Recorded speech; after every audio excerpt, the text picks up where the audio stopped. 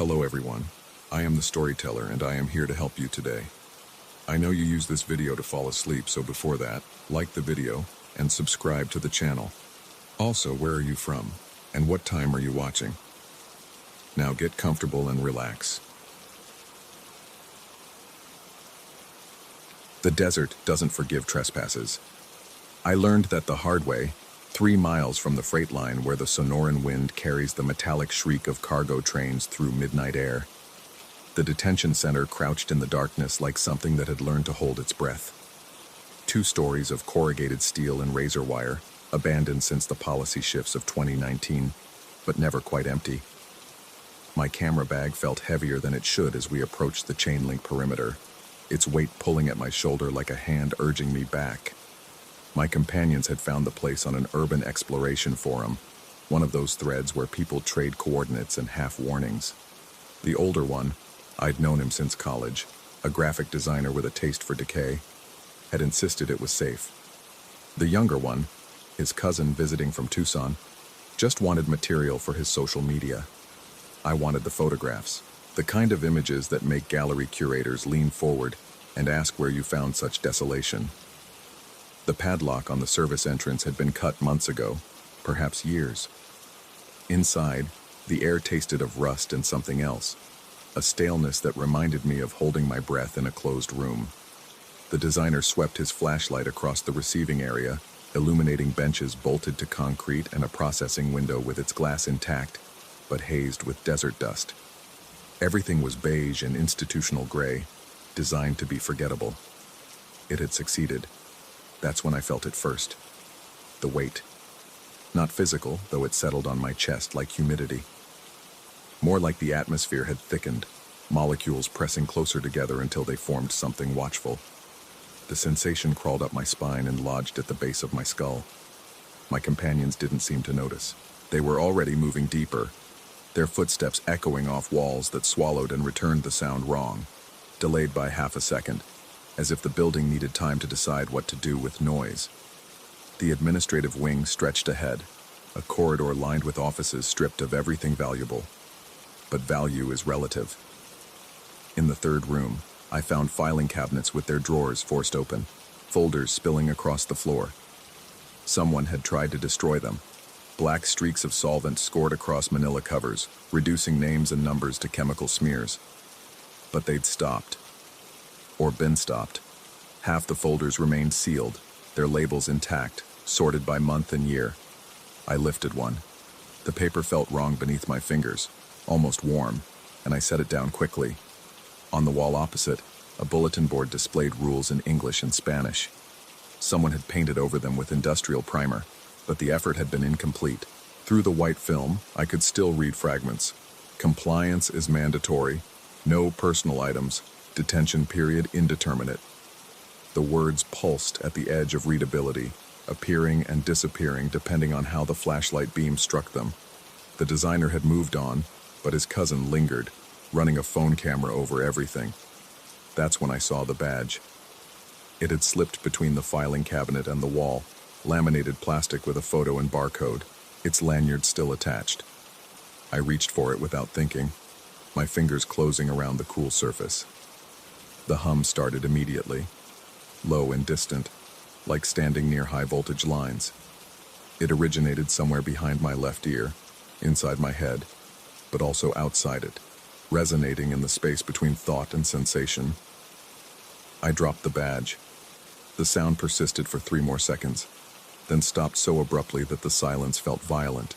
The designer called from deeper in the building, his voice carrying that forced casualness people use when they're unsettled but won't admit it. He'd found the detention blocks, the real meat of the facility, he said, where the cells would make for dramatic shots. The cousin agreed immediately, already moving toward his voice. I picked up the badge again. This time I was ready for the hum, bracing for it. Nothing happened.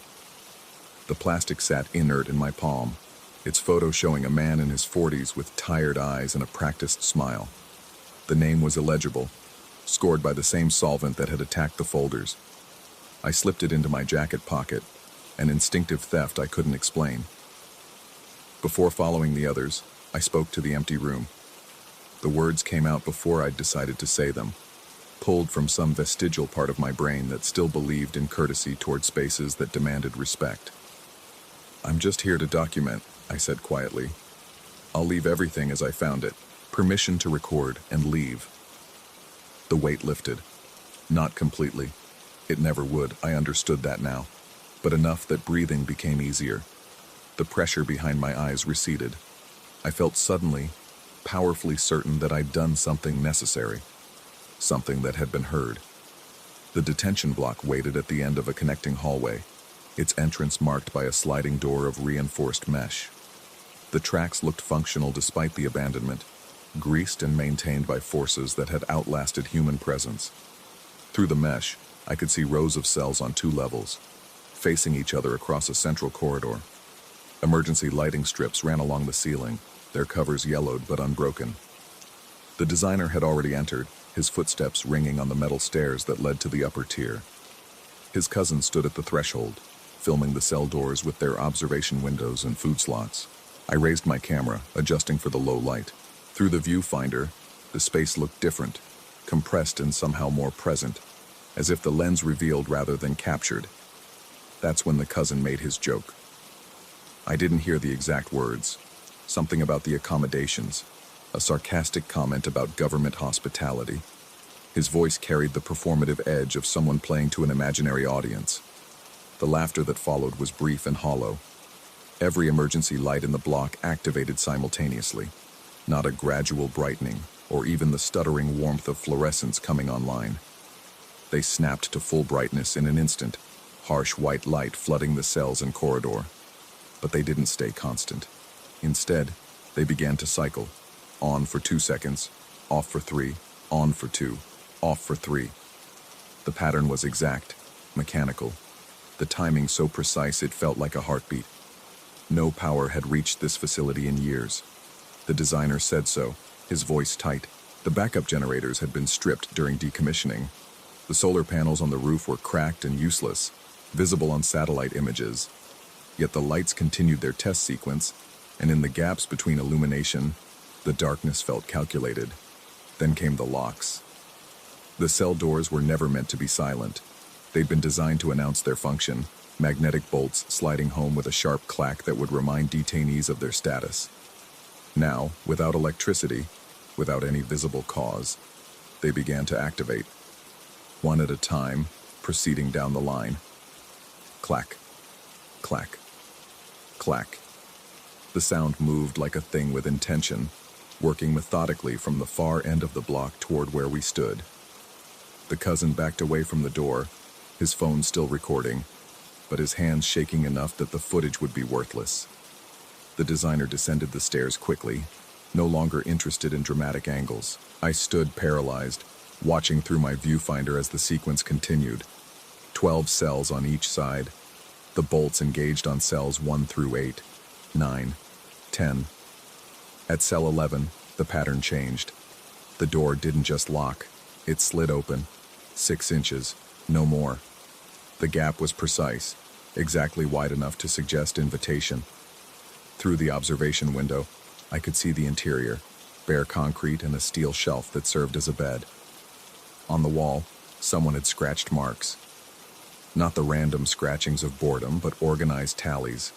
Hundreds of them, perhaps thousands. They covered every available surface in neat rows that climbed toward the ceiling and disappeared into shadow. The emergency lights stopped cycling. They held steady on cell 11, leaving the rest of the block in darkness. The invitation was clear. Nobody moved.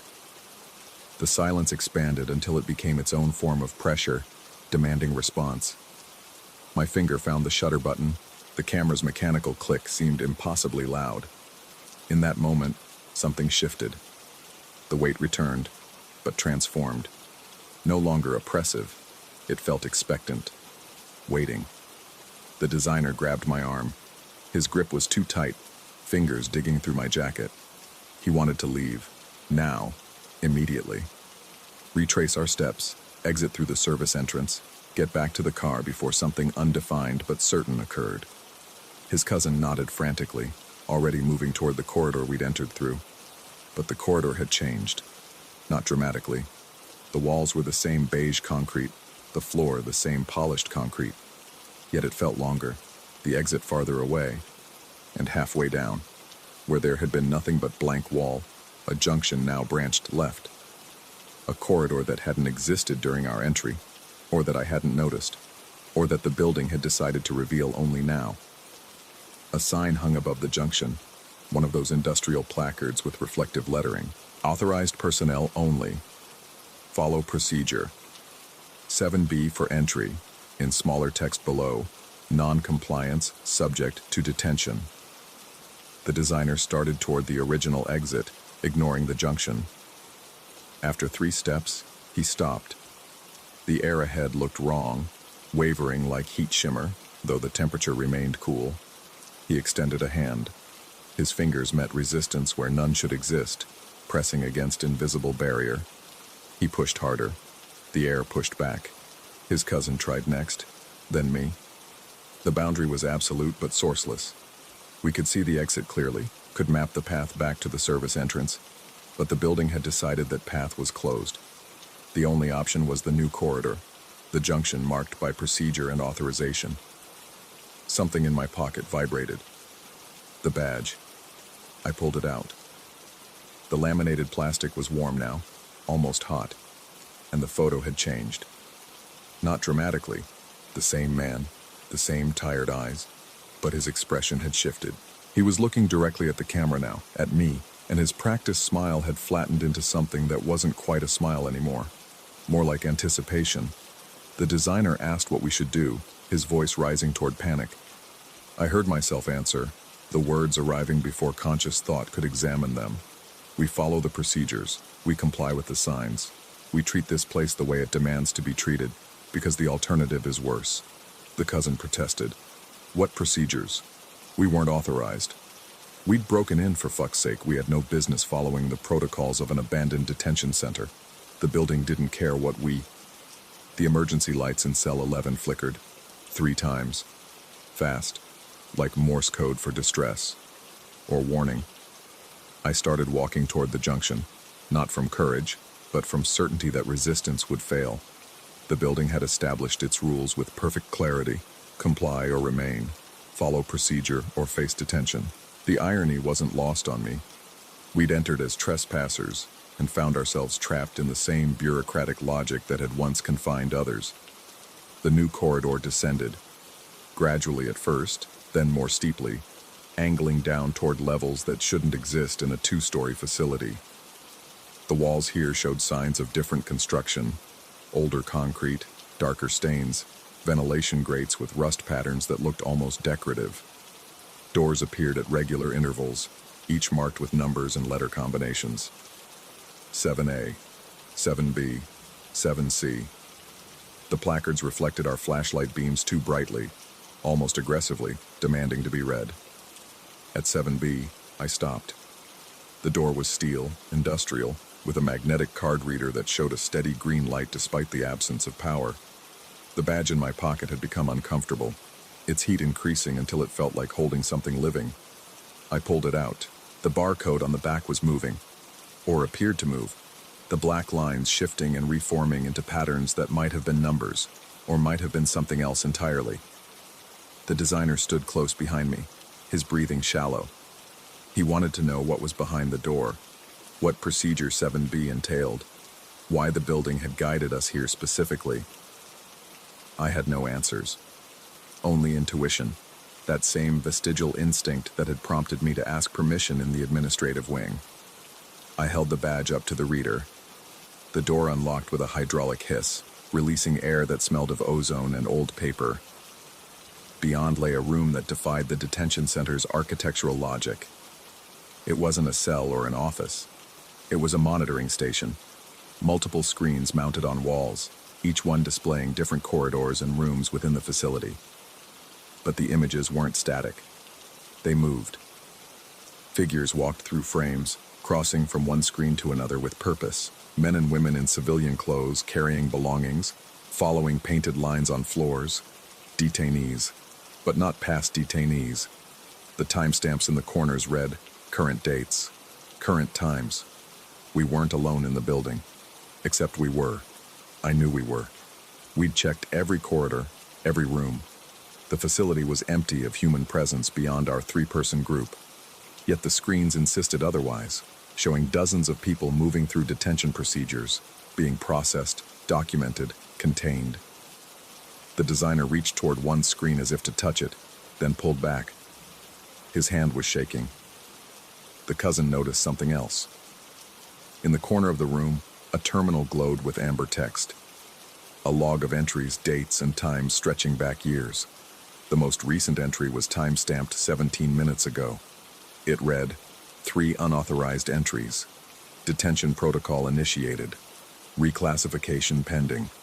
Below that, 3 profiles. Names redacted, replaced by numbers. But each profile included a photograph. The designer, his cousin, me. Captured at unknown moments during our exploration. Our faces blank with the same expression worn by everyone else processed through this facility. Resignation masquerading as patience.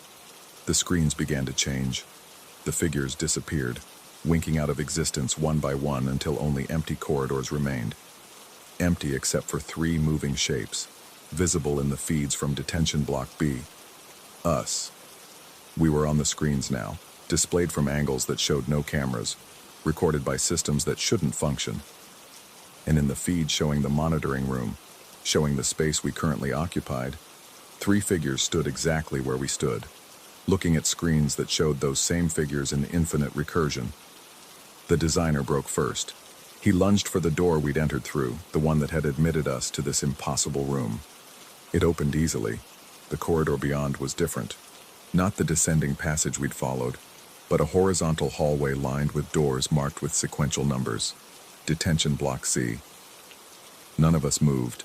The building had rerouted our exit, changing the geography to suit its purposes. In my pocket, the badge pulsed with heat one final time, then cooled. I pulled it out. The photo had reverted to its original state. The tired man with his practiced smile, looking past the camera towards something only he could see. But on the back, beneath the barcode, new text had appeared in precise bureaucratic font. Compliance verified. Detention period indeterminate. Thank you for your cooperation. The cousin asked if we were trapped, if the building would ever let us leave. I wanted to answer yes or no, to provide certainty in either direction. Instead, I told him what I'd come to understand in that monitoring room, watching our images multiply across impossible screens. The building didn't distinguish between authorized and unauthorized, between staff and detained, between visitor and trespasser. It recognized only procedure. And once you entered procedure, once you allowed the building to process you through its systems, you became part of its function. The designer said we should refuse. Just walk back, ignore the signs, break through whatever barriers appeared, force our way out through sheer will. I asked him to try.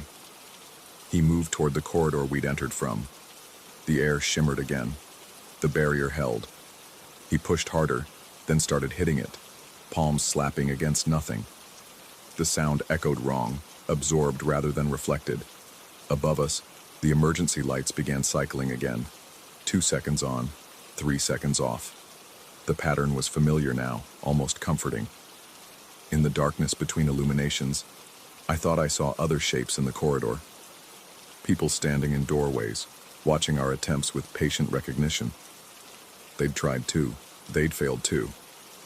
Now they waited, following procedures that had no endpoint, trapped in bureaucratic logic that outlasted reason.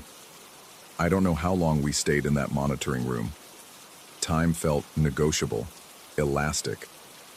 The screens continued their display, showing corridors that branched into other corridors, rooms that opened onto duplicate rooms, a facility that extended far beyond its physical footprint. Somewhere in that maze, the exit existed, the service entrance we'd used to enter. But finding it required following the correct procedure, navigating by rules we hadn't been taught. The badge felt heavier in my pocket now, its weight familiar, like something I'd carried for years. My camera hung unused around my neck. I hadn't taken a photograph since cell 11. Didn't need to.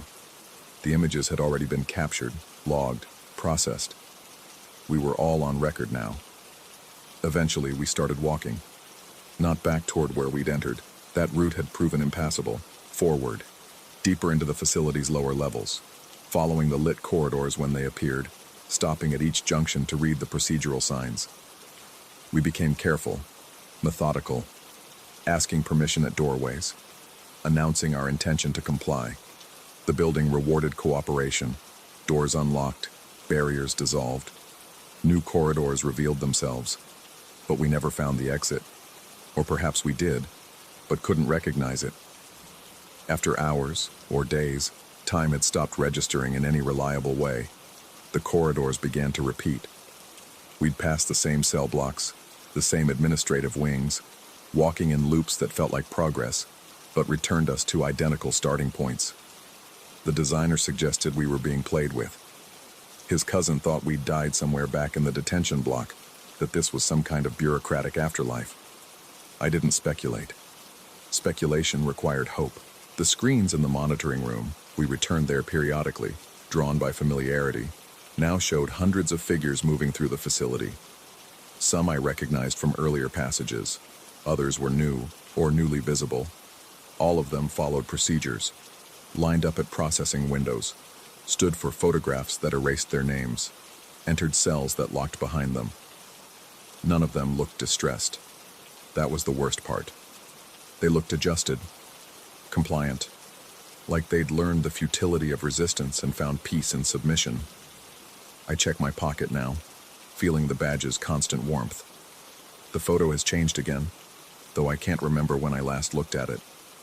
The man's face is harder to see, features blurred by time or memory, but his eyes remain clear. Tired, infinitely tired. I wonder if I look like that now, if my companions do. The designer and his cousin stopped talking hours ago, or days. We walk in silence, following signs, obeying protocols. Sometimes we encounter others doing the same. Figures who appear in corridors and disappear into cells, their faces blank with patience. We don't interact. Interaction isn't part of any procedure we've found. The building never stops. Its systems cycle perpetually. Lights testing, locks engaging, doors sliding open and closed. Somewhere in its depths, machinery runs on power that shouldn't exist, maintaining functions that serve purposes nobody remembers. We've become part of that function.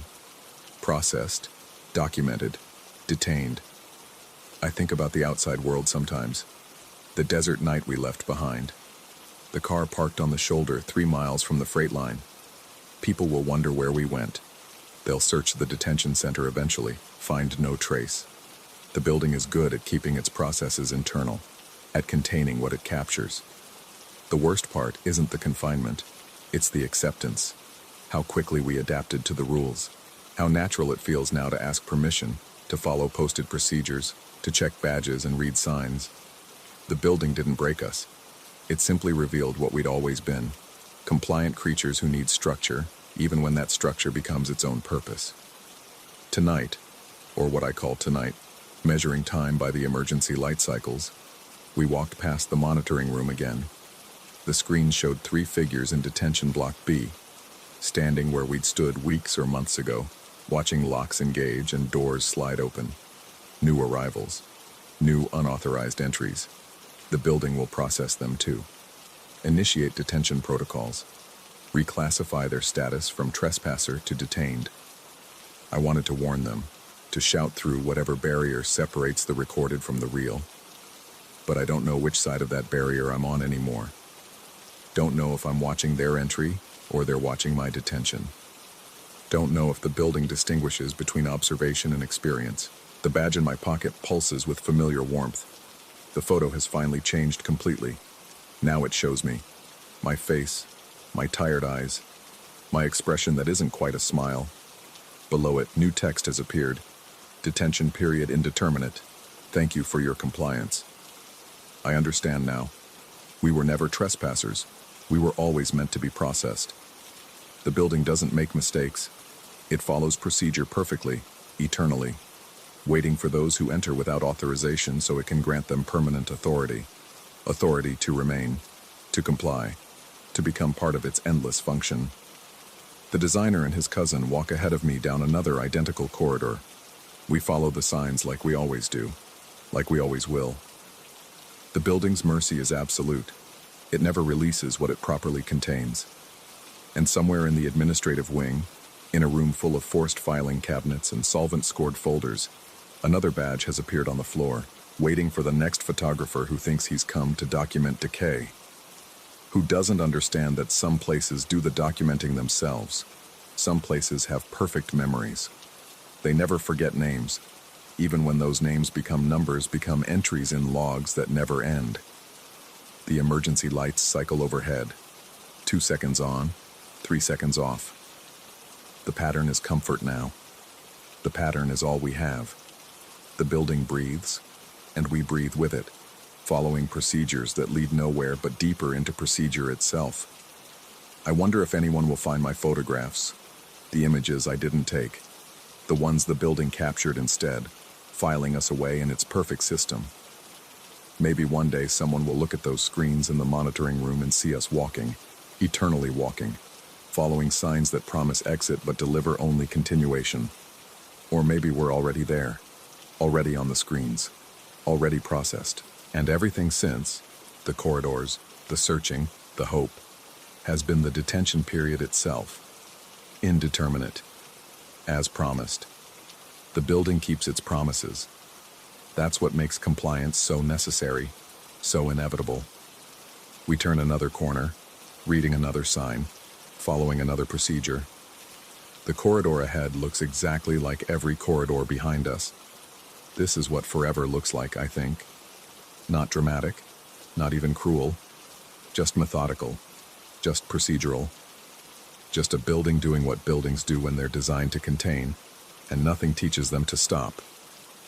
The badge grows warmer in my pocket, confirming my compliance. Above us, the lights cycle on. The building approves. The building always approves of those who follow procedure. 2 seconds on, 3 seconds off. On, off, on, off. We walk. Story 2.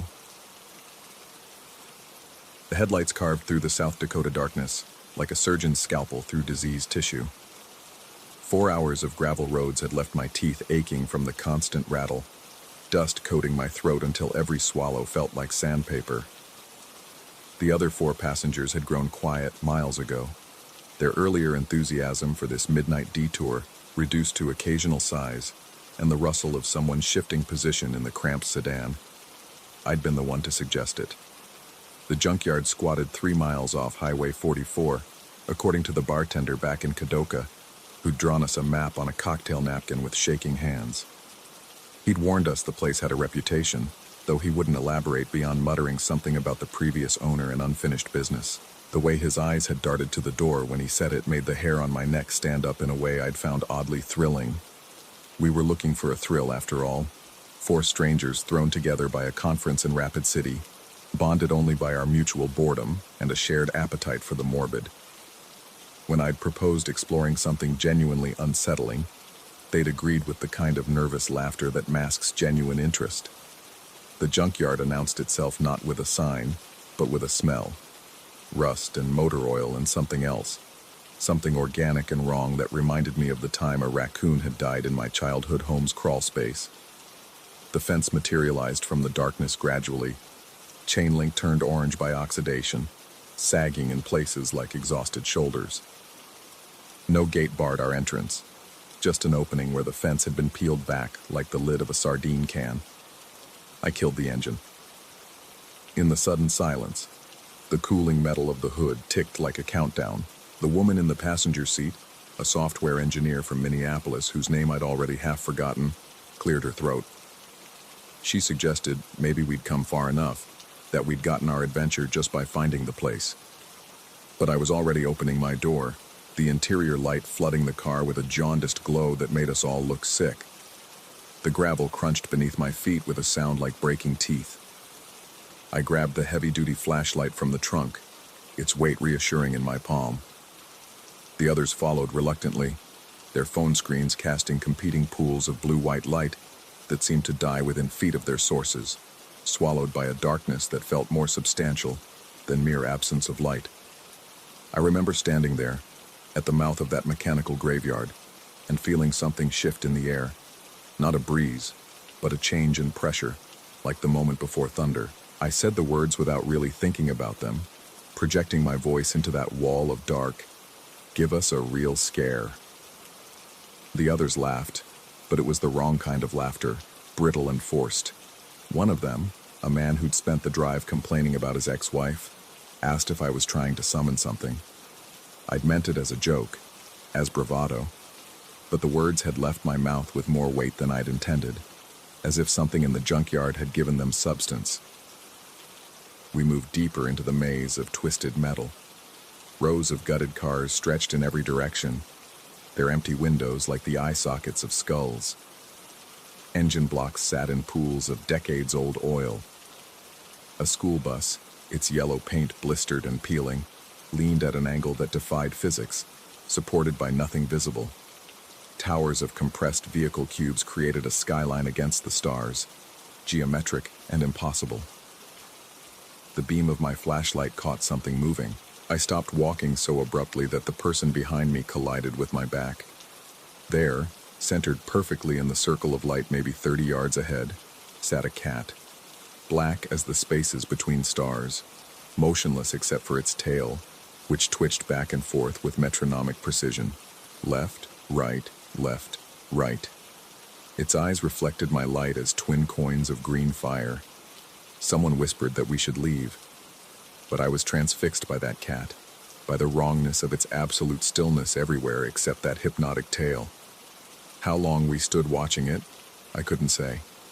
Time had become elastic, stretching and compressing without pattern. Then I noticed the second set of eyes. They were higher up, positioned behind a tilted pyramid of car hoods, and they glowed not green but red-pink, the color of a match striking in darkness. I swept my light toward them and caught a glimpse of pale fur, nearly white, and the lean silhouette of a coyote. But coyotes aren't white. The bartender's words came back to me. Albino, he'd said, though I didn't remember him saying anything about animals at all. The coyote didn't move. Neither did the cat. They simply watched us, and in their watching, I felt the weight of attention that went beyond animal curiosity. They were too still, too deliberate in their placement, like chess pieces arranged by an unseen player. The software engineer grabbed my arm, her fingers digging in hard enough to hurt. She pointed to our left, where a collapsed mobile home lay on its side, its aluminum siding shredded to reveal the skeleton of 2x4s beneath. Something was moving there, emerging from the shadows between torn tarps and insulation that hung like entrails. My light found it just as it found us. I've spent the week since trying to describe what I saw, and I failed every time. The closest I can come is this. Imagine the space where a face should be, a canvas of skin or something like skin, stretched smooth and featureless as an egg. No eyes, no mouth, no nose.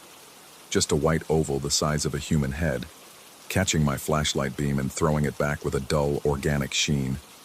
It moved with a liquid quality, as if underwater or in a dream, rotating slowly in our direction. Then it noticed the light. I know this with an absolute certainty I can't explain, because it had no eyes to notice with. But something about its posture changed, a subtle shift in the way it held its blank space of a head, and it withdrew. Not quickly. That might have been less terrible. Instead, it pulled back into the darkness with deliberate care, like someone closing a curtain, until the shadows swallowed it completely.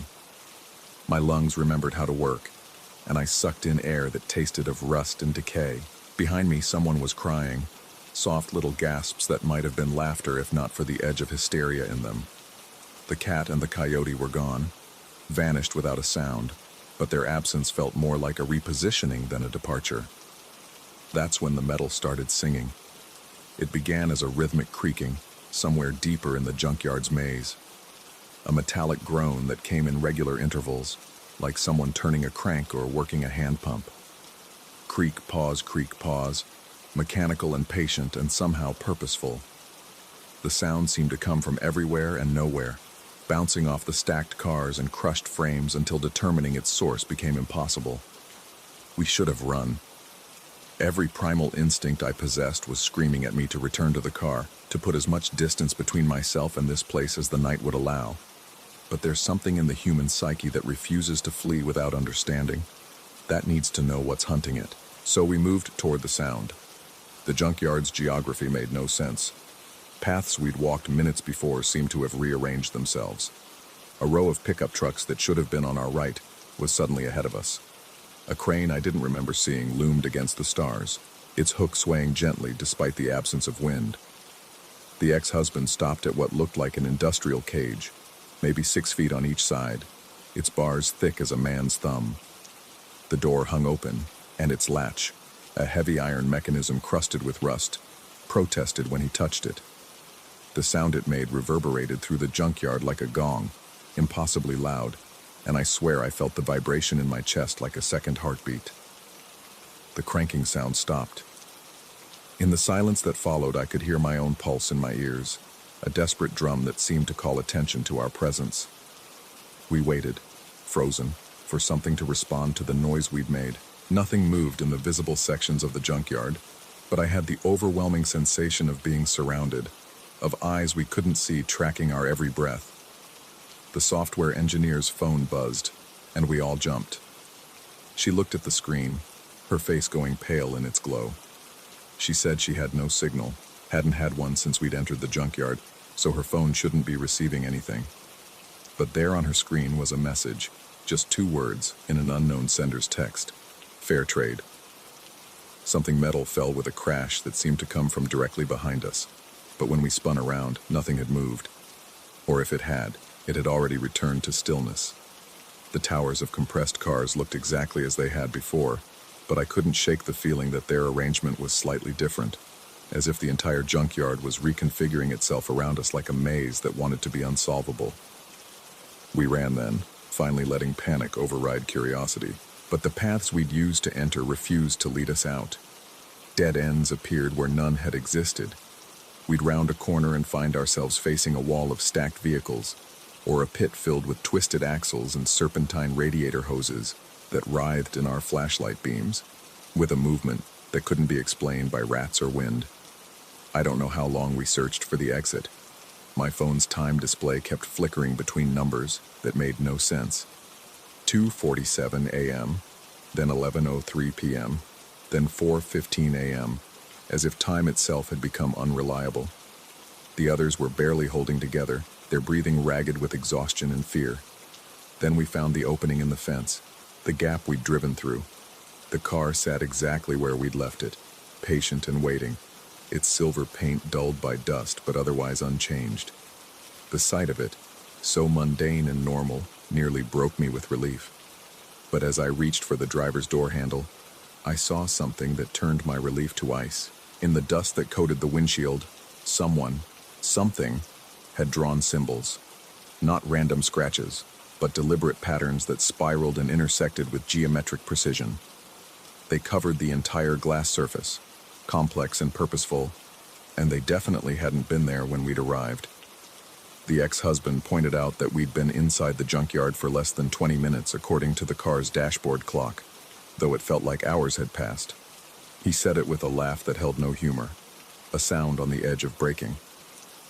We drove away, none of us speaking, the symbols on the windshield catching the headlights of every oncoming vehicle like a coded message meant for someone else. The gravel road stretched before us, familiar and yet somehow wrong, as if we were traveling a route that looked like the way we'd come but wasn't quite the same. That's when we saw the elk. It stood in the middle of the road, massive and impossible to miss, antlers spreading like lightning frozen in bone.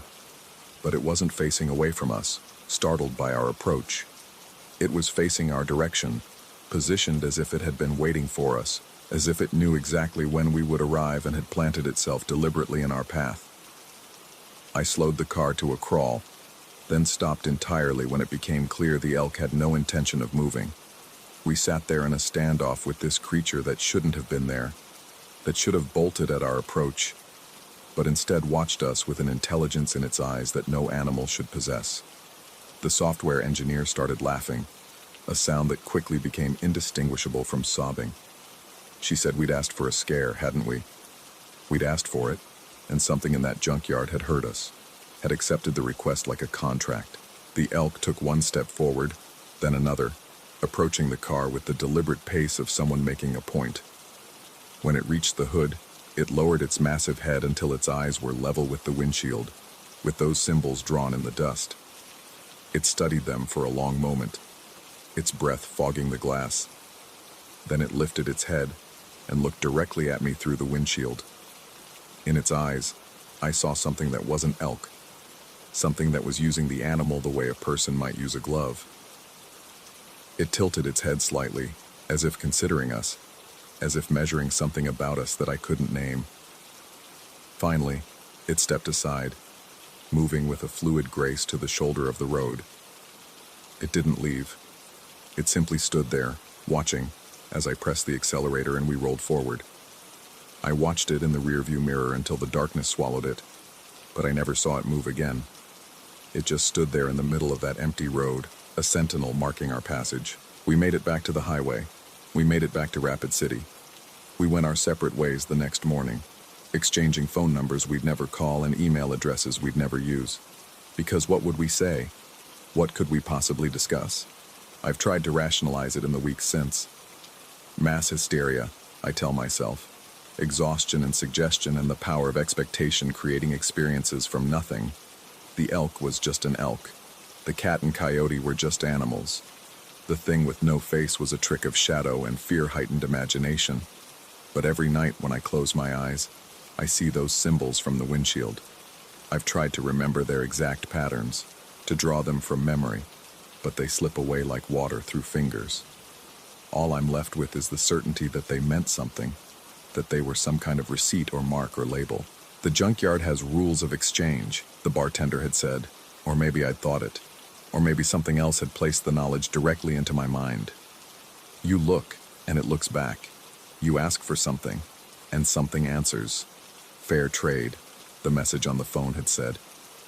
I keep wondering what we gave in exchange for our scare. What did we leave behind in that maze of rusted metal and watching eyes? What did we trade without knowing we were making a deal? Sometimes in my peripheral vision, I catch glimpses of things that shouldn't be there. A black cat sitting on a fence that vanishes when I turn my head. A pale shape in the crowd that moves differently than the people around it. The reflection of something watching from windows when I should be seeing only myself.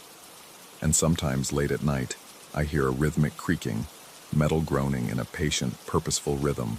Creak, pause, like someone turning a crank in the darkness, like machinery preparing for work that isn't finished. The junkyard let us leave, but I'm beginning to understand that leaving a place and being released from it aren't the same thing at all. You look, and it looks back. I'm starting to think it never stopped looking. Story 3. The rust came first, not the sight of it, but the smell. Metallic and organic, like old blood mixed with something that had been breathing in the dark too long. I'd smelled it the moment I ducked through the chain link gap at the perimeter of the Blackwell thermoelectric complex, but I'd convinced myself it was just oxidation, just decades of Pennsylvania rain working through abandoned steel. Urban explorers learned to lie to themselves. It's the only way to keep moving forward into places that stopped wanting visitors a long time ago. The complex sprawled across 40 acres of forgotten industrial wasteland, its cooling towers reaching up like concrete fingers that had been trying to claw their way out of the earth before rigor mortis set in. I'd been tracking it for months, ever since I'd found the blueprints in a decommissioned county archive. The main turbine hall. The control room with its analog gauges still frozen at the moment of shutdown. The maze of tunnels connecting the boiler system to the old coal feeders.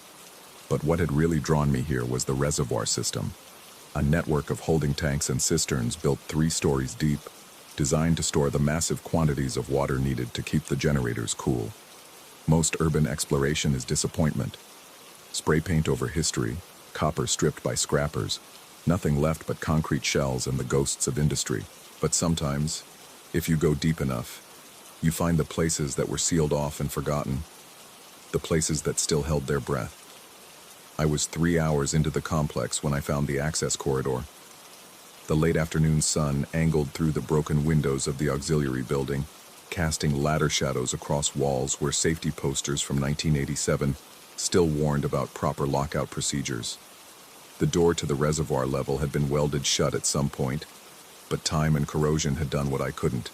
Peeled back one corner just enough for someone my size to slip through. The stairs down spiraled in darkness. My flashlight beam barely touched the walls before being swallowed by something thicker than shadow. The temperature dropped with each step, and that rust smell intensified, mixed now with something else.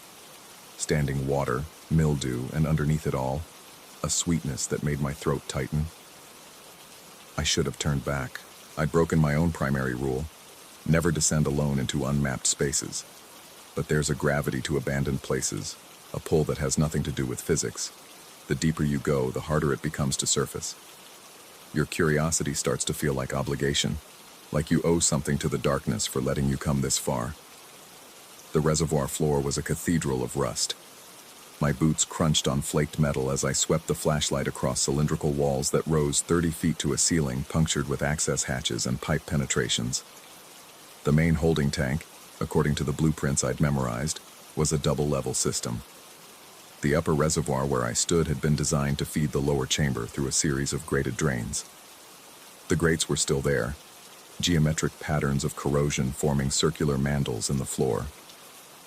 I was crossing toward the far wall, where I could see the outline of another door, when the floor made a sound like a sigh. That's the only way I can describe it.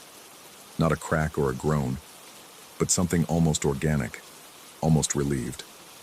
The corroded panel beneath my right foot simply stopped existing, and I was falling. Time stretched. My flashlight spun away, its beam carving wild geometry through the darkness. My shoulder hit something, a steel ledge, maybe one of the maintenance platforms marked on the blueprints, and I grabbed it on instinct, my fingers closing on rust that felt too warm, too soft. My body swung, momentum carrying me over the edge, and I dropped again. This time I landed. The impact drove the air from my lungs and sent lightning through my right knee. I rolled onto my back on cold, damp concrete, gasping, waiting for my vision to clear. When it did, I found myself staring up at a circle of lesser darkness, the hole I'd fallen through, maybe 15 feet above. Not impossible to climb if I had rope, if my knee wasn't already swelling, if I had any idea where my flashlight had landed. I lay there, breathing, taking inventory, phone in my left pocket. I pulled it out, knowing what I'd find. No signal. The reservoir walls were too thick, too deep. No one knew I was here. I'd parked 3 miles away and hiked in through state forest land, leaving no trace, no trail. That was the whole point. My eyes adjusted slowly. There was light, dim and gray, filtering down through ventilation grates in the ceiling, the same ceiling that was the floor I'd just fallen through. I could see the outline of the space around me now. I wasn't in the lower reservoir chamber, not exactly. I was on an intermediate platform, a maintenance level that the blueprints had marked, but I'd dismissed as inaccessible. Below me, maybe another 10 or 12 feet down, I could make out the darker shadow of the main floor. That's when I heard the water. Drip. Long pause. Drip. Drip. Pause. Drip. It wasn't random. The pattern repeated, consistent as a heartbeat. 4 drops, then silence, then the sequence again. I turned my head, trying to locate the source, but sound moved strangely down here. It seemed to come from everywhere and nowhere, echoing off steel and concrete until it felt like the walls themselves were counting. I tested my knee. Pain, sharp and immediate, but I could put weight on it. I hauled myself up using a railing that materialized from the gloom, corroded pipe, waist high, running along what appeared to be a catwalk. My phone's flashlight was weak, designed for reading restaurant menus, not navigating industrial tombs, but it was what I had. I swept it across my surroundings. The platform was narrow, maybe 4 feet wide, running along the curved wall of the reservoir. Every 10 feet or so, a steel stanchion rose from the edge, safety posts where chains or rails had once been mounted. Now they stood like lonely sentinels, their tops bent at angles that made them look almost attentive, like they were watching something below. The floor beneath the catwalk was still there. I could see it in the phone's weak glow, but it was dark. Darker than it should have been. The kind of dark that suggested depth, or water, or something else that swallowed light. Drip, drip, drip, drip. The pattern continued. I started moving along the catwalk, one hand on the wall, testing each step before committing my weight.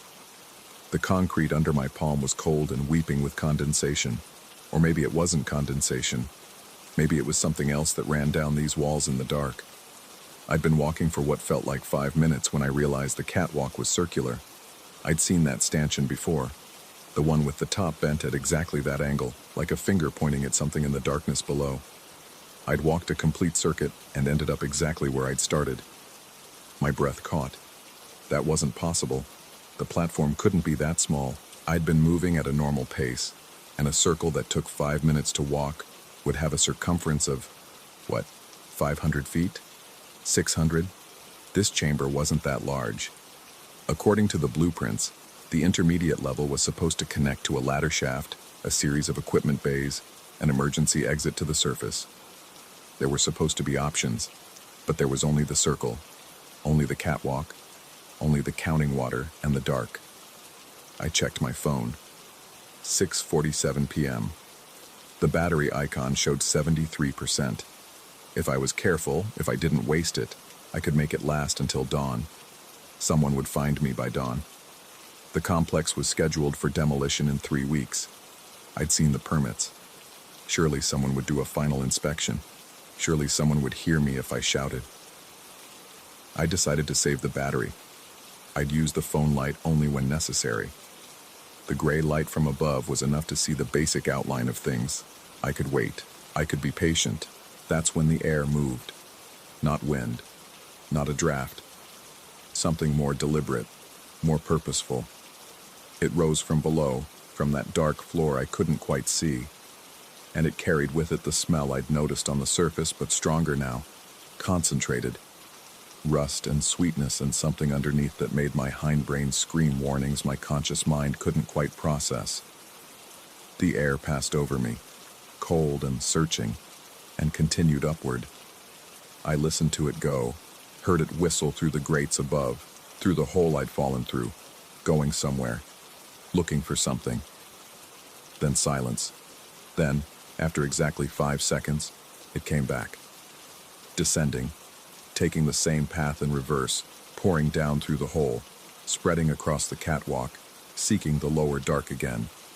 Drip, drip, drip, drip. I pressed my back against the wall. My knee throbbed. The phone in my hand felt heavier than it should, like it was trying to pull itself toward the floor, toward whatever was down there in that darkness that the gray light wouldn't touch. 7 o'clock. 8 o'clock. The light above faded from gray to black, and I was alone with the counting water and the breathing air. I sat with my back against the wall, phone dark in my pocket, conserving battery, conserving hope. Every 20 minutes, I counted. The air would rise and fall, searching, always searching, and I would sit very still and pray it was looking for something else. At some point, I must have dozed. When I jerked awake, my neck stiff and aching, something had changed. The darkness was different, thicker, and there was light below, not gray light, not the weak amber of sodium lamps filtering through distant grates, but something else, something blue-white and flickering, like an old fluorescent tube coming to life after years of sleep. I didn't want to look. Every instinct I had screamed at me to keep my eyes closed, to sit very still, to let whatever was happening happen without acknowledging it. But instinct is just one voice in a committee, and curiosity, that gravity that had pulled me down here in the first place, was shouting louder. I opened my eyes and looked down. The lower floor wasn't empty, it was full. Not with water, but with light, with movement. with shapes that suggested human workers moving through their routines, checking gauges, adjusting valves, calling out to each other in voices too distant to hear, but close enough to feel as vibrations in the steel. I watched a figure climb a ladder that wasn't there. I watched another kneel beside a pipe joint, working on it with tools that left no reflection, cast no shadow. They were maintenance ghosts, echoes of the workers who had once kept this place running. Their routines burned so deep into the fabric of the complex that they kept playing even after the projector had been turned off, even after the screen had rusted away. And they were counting, all of them, their movements synchronized to the rhythm of the water, to that 4-drop pattern that hadn't stopped since I'd fallen.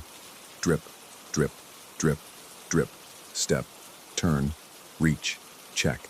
Over and over, the same sequence, the same ritual, bound to this place by repetition and rust and something else that had nothing to do with physics or ghosts, or any explanation that would sound sane in daylight.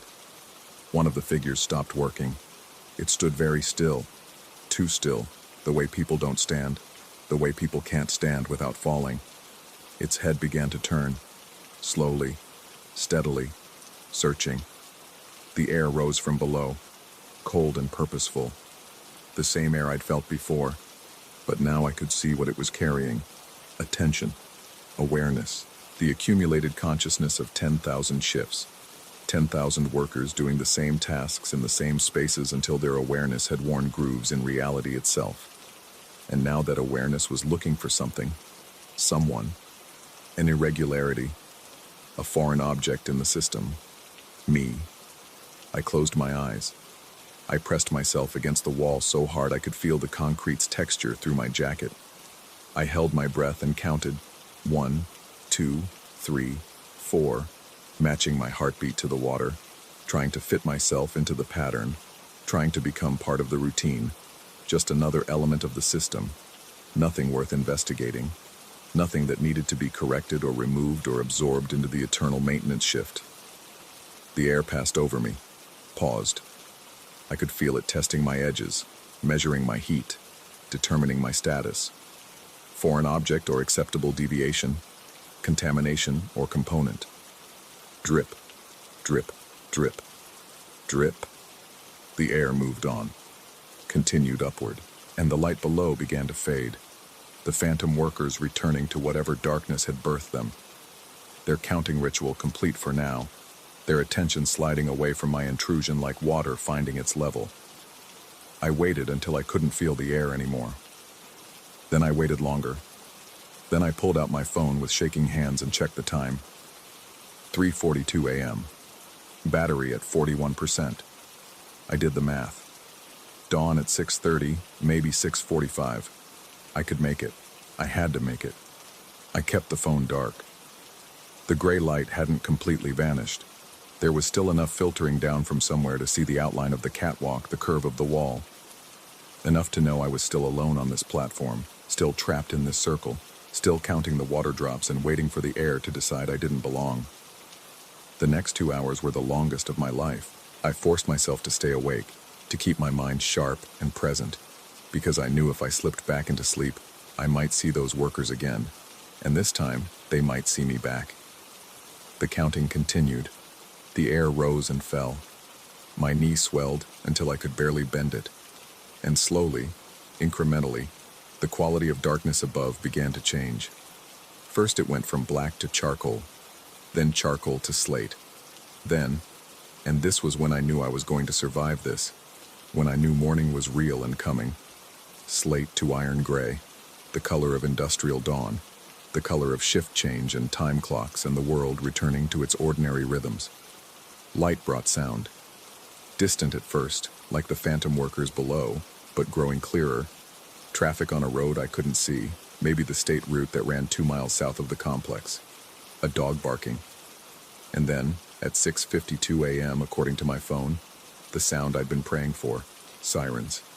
Multiple sirens converging on the complex, close enough that I could distinguish tones, fire truck, ambulance, police. Had someone reported my car? Had a morning jogger spotted the gap in the fence? I didn't care about the how. I cared about the now. I stood on shaking legs and started shouting. My voice echoed off the walls. distorted by concrete and rust into something that sounded desperate and mad and entirely human.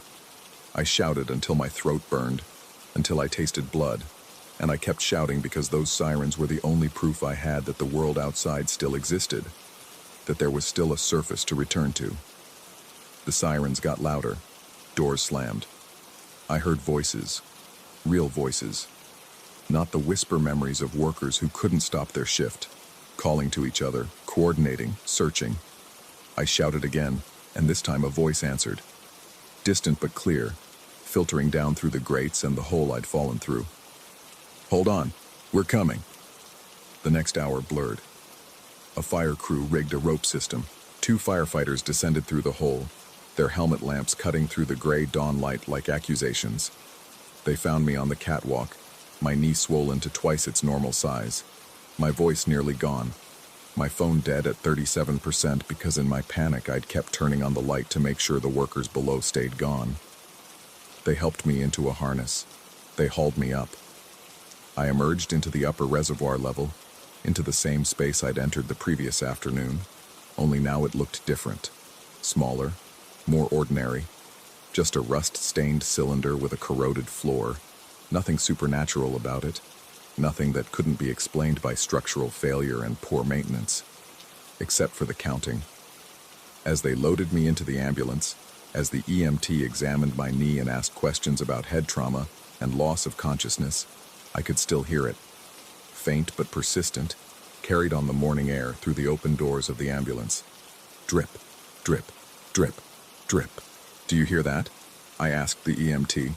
She paused in her examination, listening. Hear what? The water, the pattern. She exchanged a look with her partner, the kind of look that medical professionals learn to make when they're thinking concussion, when they're thinking observation, when they're thinking this one's going to need a psych consult. There's a lot of water damage in these old places, she said carefully. Leaky pipes, failed seals. Could be coming from anywhere. Could be. That word carried more weight than she knew. They drove me out of the complex. As we passed through the gates, I looked back at the cooling towers, at the auxiliary building where the reservoir entrance stood hidden behind its welded door, at the whole vast expanse of the Blackwell facility. The morning sun caught the metal surfaces, made them gleam almost new, almost alive.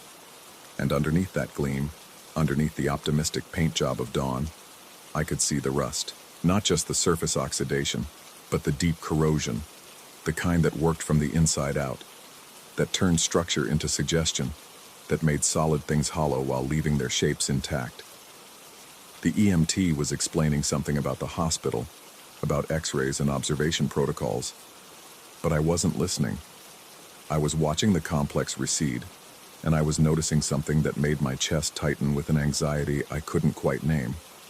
There were no demolition markers, no equipment staged for the teardown I'd seen on the permits, no sign that anyone planned to return to this place at all. I pulled out my phone. They'd given it back after checking that I could provide emergency contacts, and tried to find those permits again, the demolition schedule I'd used to justify my intrusion. The browser loaded slowly, searching for the county website, for the archived documents, for any proof that what I remembered was real. The page didn't exist. Not anymore. Maybe it never had. At the hospital, they x-rayed my knee. Mild sprain, no permanent damage. They checked me for concussion. Negative. They asked if I wanted to speak with someone about the trauma of being trapped overnight in an abandoned building. I declined. What would I tell them? That I'd watched ghost workers counting their eternal shift? That the air had risen and fallen with purpose and intent? That somewhere deep in that complex, in that intermediate level that shouldn't exist between one darkness and another, there was still a catwalk running in a circle, and on that catwalk there was still the impression of where I'd sat.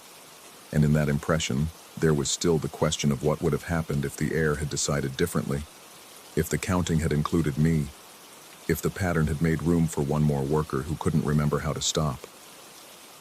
They released me that afternoon with crutches and painkillers and the phone number for a counseling service. I thanked them. I promised to follow up with my regular doctor. I signed all the forms that confirmed I'd been treated, that I'd been found, that I'd survived. But as I waited for my ride outside the emergency room, watching the afternoon traffic flow past on streets that suddenly seemed too bright, too loud, too insistently real, I found myself counting. 1, 2, 3, 4. Pause. 1, 2, 3, 4. My breathing, my heartbeat, the rhythm of my thoughts arranging themselves in sequences of 4, organizing themselves around a pattern I couldn't break and didn't fully remember learning. The counting had gotten out, or I'd brought it with me. Or, and this was the thought that made my skin prickle cold despite the warm September air, maybe I'd never left at all.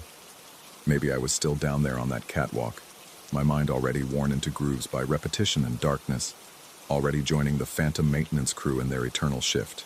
Maybe what I thought was rescue was just another layer of the pattern, another sequence in the counting, another drop of water falling into the dark. Drip, drip, drip, drip. I closed my eyes and tried to break the rhythm, tried to think in 3s or 5s or anything that wasn't the 4-beat pattern of the counting room. But the pattern held. It had gravity. And somewhere in the abandoned spaces between what I remembered and what actually happened, between the rescue I experienced and the rescue that occurred, I could feel that gravity pulling. Not pulling me down. That would have been too simple. Pulling me back. Because the complex wasn't scheduled for demolition, the permits didn't exist, and if no one was planning to return, if no one was monitoring or maintaining or remembering that place, then who would notice if one of the workers didn't leave? Who would mark the absence? Who would count? My ride arrived. I got in. We drove away from the hospital, toward my apartment, toward my ordinary life with its bills and responsibilities and routines that had nothing to do with rust, or darkness, or counting. But as we passed the state forest land that bordered the Blackwell complex, I looked out the window and saw the cooling towers rising above the tree line. They looked closer than they should have, more present, as if they'd moved while I wasn't watching, as if they were keeping pace with the car, matching speed, maintaining distance, and underneath the sound of traffic and radio and my driver's cheerful small talk about the weather, I heard it.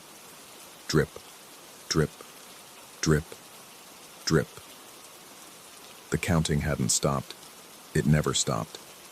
It was just waiting for the next shift to begin, for the next worker to find the gap in the fence, to feel that gravity pulling them down, to join the pattern that had worn itself so deep into those spaces that it existed independently of the physical structure that had once contained it. I touched my knee where it had hit the platform, where something warm and soft had been waiting to catch me, where the rust had felt almost welcoming, almost gentle, like it had been expecting me all along. The scar wouldn't form for another week, but when it did, I would trace its outline and find a pattern there. 4 marks, 4 raised lines on the skin, permanent and precise, like a brand, like a signature, like a receipt for a shift that hadn't ended, a contract I didn't remember signing, written in rust and counted in drops of water that fell forever in the dark.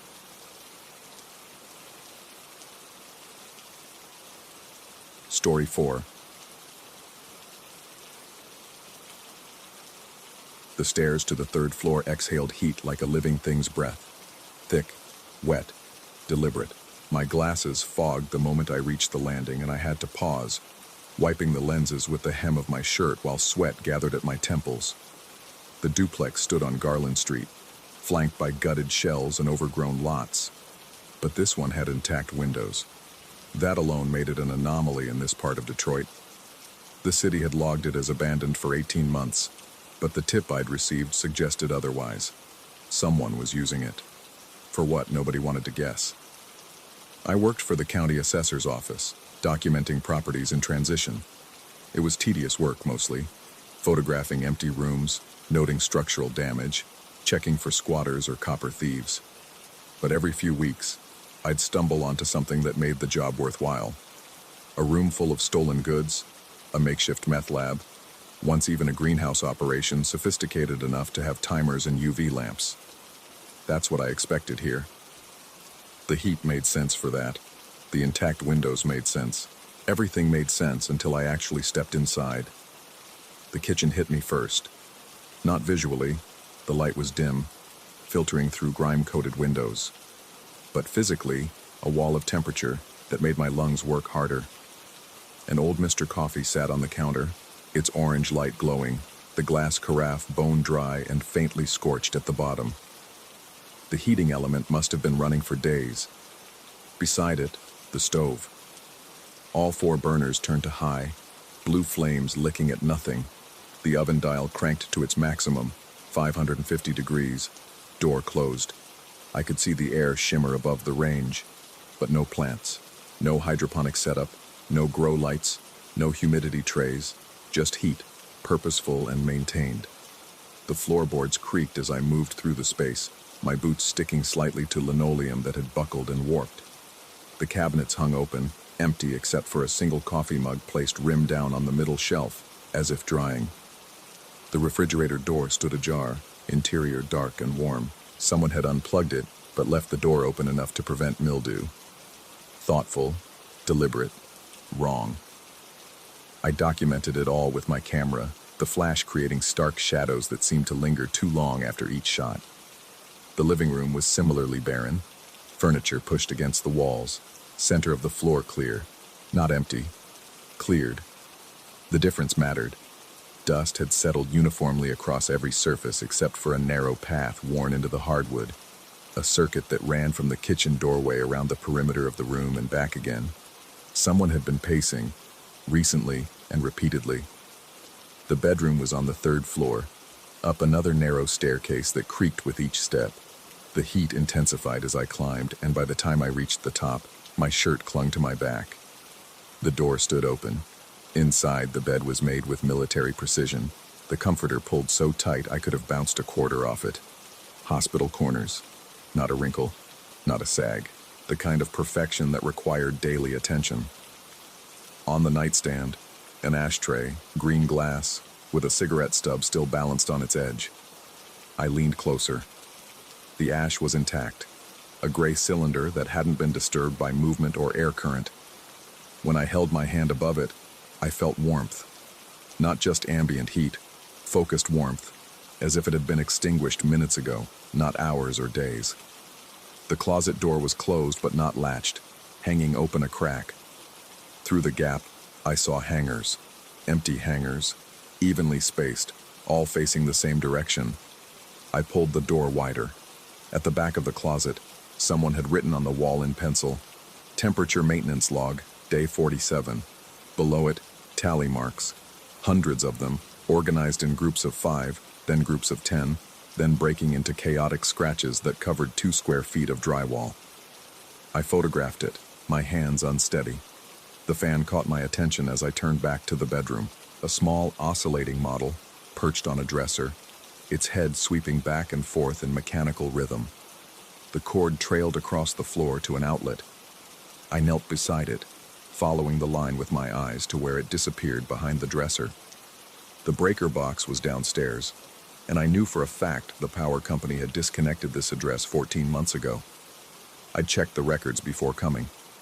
Yet the fan turned, hummed, breathed artificial wind across my face as it rotated past. I pulled the dresser away from the wall. The outlet was there, the plug seated firmly. I traced the wire into the wall, then down. Somewhere in the cavity between studs it connected to... what? A generator would be loud, would smell like gasoline. Batteries would have died long ago. But the fan kept turning, its motor purring with the contentment of steady, reliable power. The words came out without thought, more exhale than speech. This whole place is a goddamn museum of chaos. The temperature dropped. Not gradually, not the slow evening cool-down of a house releasing its daytime heat. This was immediate and total, as if someone had opened an invisible door to winter. My breath misted. The sweat on my skin went cold. The fan's blades slowed, each rotation taking longer than the last, until it stopped entirely with a click that echoed wrong in the small space. Too loud, too final. Downstairs, something metal contracted with a sharp crack. The oven, I realized. Cooling too fast, the metal protesting the sudden temperature change. And then, the smell. Ozone, sharp and electric. The scent that follows lightning strikes or comes from old photocopiers running too long. It filled my sinuses, made my teeth ache. The silence that followed was so complete I could hear my own heartbeat, could hear the tiny crackle of my hair moving against my collar as I turned my head. I left the room, walked down the stairs with measured steps, one hand on the railing, though I didn't trust it to hold my weight if I stumbled. The kitchen was dark now, the Mr. Coffee's light extinguished, the stove burners cold and black. I ran my hand over one. Room temperature. Not warm, not cooling, as if it had been off for hours. My camera bag slipped from my shoulder as I fumbled for my phone. The screen's glow felt obscene in the darkness, too bright, too modern. No signal, but that wasn't unusual in these old houses. Thick walls, metal lathe and plaster. I pulled a bottle of water from my bag. I always carried two, one for me and one to leave behind as a courtesy for any genuine squatters I might encounter. A small gesture, but it had kept confrontations peaceful more than once. I set it on the counter beside the sink, the plastic making a hollow sound against the tile. Then I walked out, my footsteps loud on the stairs, the front door's hinges shrieking as I pulled it open. Outside, the September afternoon was mild and bright. Normal, the kind of day that made you forget places like this existed. I didn't look back. Not while walking to my car, not while pulling away from the curb. The duplex stood there in my rearview mirror, windows catching the sun, looking like any other house on a street full of houses waiting to die. My supervisor called it a probable setup for a squatter with a generator, told me to log it and move on. I did. Entered the address, noted the active heat sources and makeshift power, recommended a follow-up inspection in 30 days. Then I moved to the next property, and the one after that, filling my days with the ordinary decay of a city that had learned to make peace with its own abandonment. But 3 days later, my route took me past Garland Street. I had no reason to stop. The duplex wasn't on my schedule, and I had 6 properties to document before sunset. Yet when I reached the intersection, my foot found the brake. The house stood there, same as before, except the 3rd floor window was open. Not broken, not hanging loose. Open, the frame pushed up, the curtain pulled outside and hanging down the exterior wall, held in place by a safety pin. The pin was silver, the kind you'd use for baby clothes or to temporarily fix a hem. I'd seen it before, on the table in the living room, next to a spool of black thread and a pair of scissors that looked like they'd been used to cut hair. Someone had taken that pin, climbed out the window or reached through it, and secured the curtain to the siding. Why? To air out the room? But the heat was gone. The house looked cold now, somehow, despite the sunshine. The windows seemed darker, as if the glass had thickened. A figure moved past the 3rd floor window. Just a shadow, really, a shift in the dimness behind the glass. There and gone. I told myself it was the curtain, moved by wind funneling through the open window. But the curtain hung straight down, pinned and motionless. I drove away. Didn't log it. Didn't mention it to anyone. That night I dreamed of the house. In the dream, I was standing in the bedroom again, and someone was making the bed while I watched. I couldn't see them clearly. They moved in the peripheral darkness, hands smoothing the comforter, tucking the corners. The fan was running again, and with each pass of its breeze, the temperature in the room changed. Hot, then cold, then hot again. The cigarette in the ashtray was burning, a thin line of smoke rising straight up, defying the wind from the fan.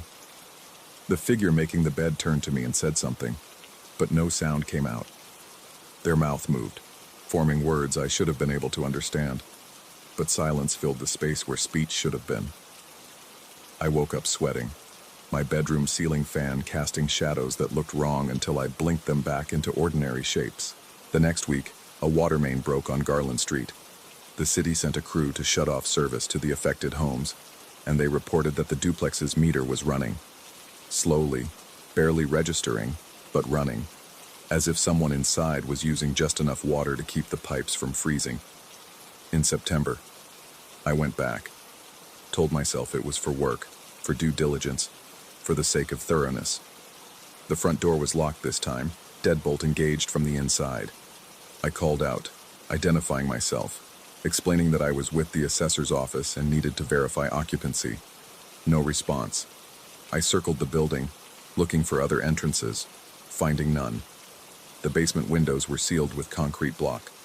The back door had been removed entirely, the frame boarded over from inside with fresh lumber, the nail heads bright and unrusted.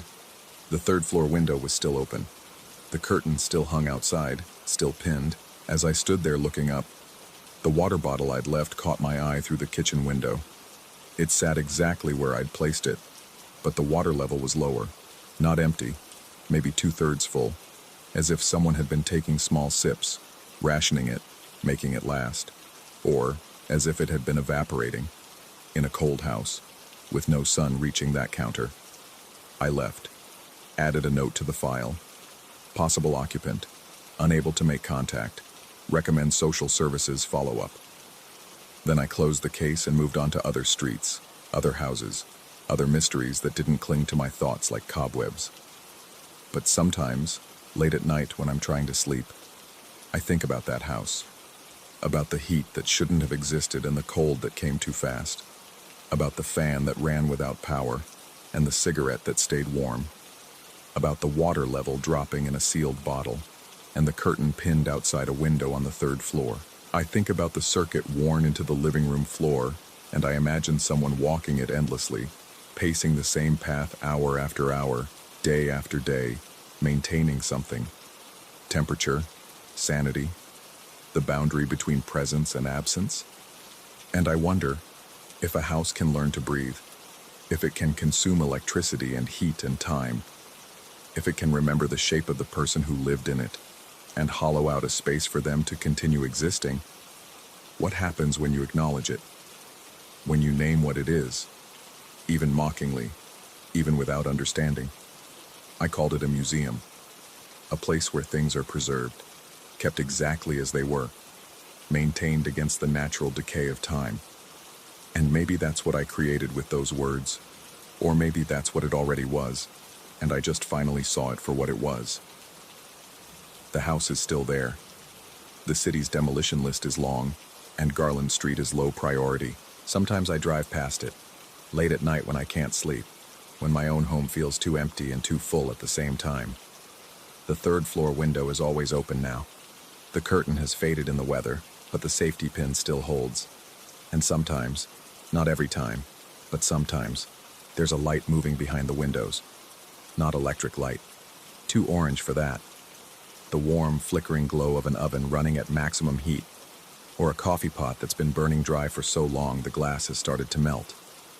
I never stop, never park, never get close enough to be sure of what I'm seeing, because I understand now what I didn't understand then. The house wasn't empty. It was never empty. Someone lived there. Someone lives there still, and they live there the only way they know how, maintaining the temperature, walking the same path, keeping the cigarette warm in its ashtray, making the bed each morning with the precision of ritual. Someone lives with the house. The house lives with them, and I'm terrified of what might happen if I ever go back and find out which one is the ghost.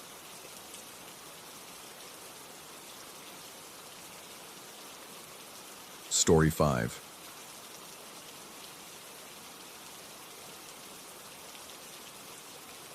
The fog came in thick that afternoon, the kind that turns the Maine coast into something prehistoric. It rolled off the Atlantic in gray waves, swallowing the rocks below and climbing toward the cliff top where the Ashford mansion had stood empty for 17 years. My colleague insisted we had maybe an hour of decent light left for photographs, but I could already feel the moisture settling into my jacket, cold and invasive. We'd driven 4 hours for this. Urban exploration wasn't really my thing. I was there for the architectural documentation, the clean lines and measured angles that would look good in my portfolio. But Desmond had been talking about the Ashford place for months, ever since he'd found the listing buried in some obscure forum about abandoned New England estates. The house had a reputation, he said, though he'd been frustratingly vague about what kind. The Victorian mansion loomed against the darkening sky, all steep gables and widow's walks, paint peeling in long strips like shed skin. The wrought iron fence around the property had collapsed in sections, and we stepped through easily, our boots crunching on gravel overgrown with dead grass. Up close, I could see how the salt air had eaten at everything. The decorative trim above the windows had gone soft and gray, and rust bled down from every metal fixture in long orange tears.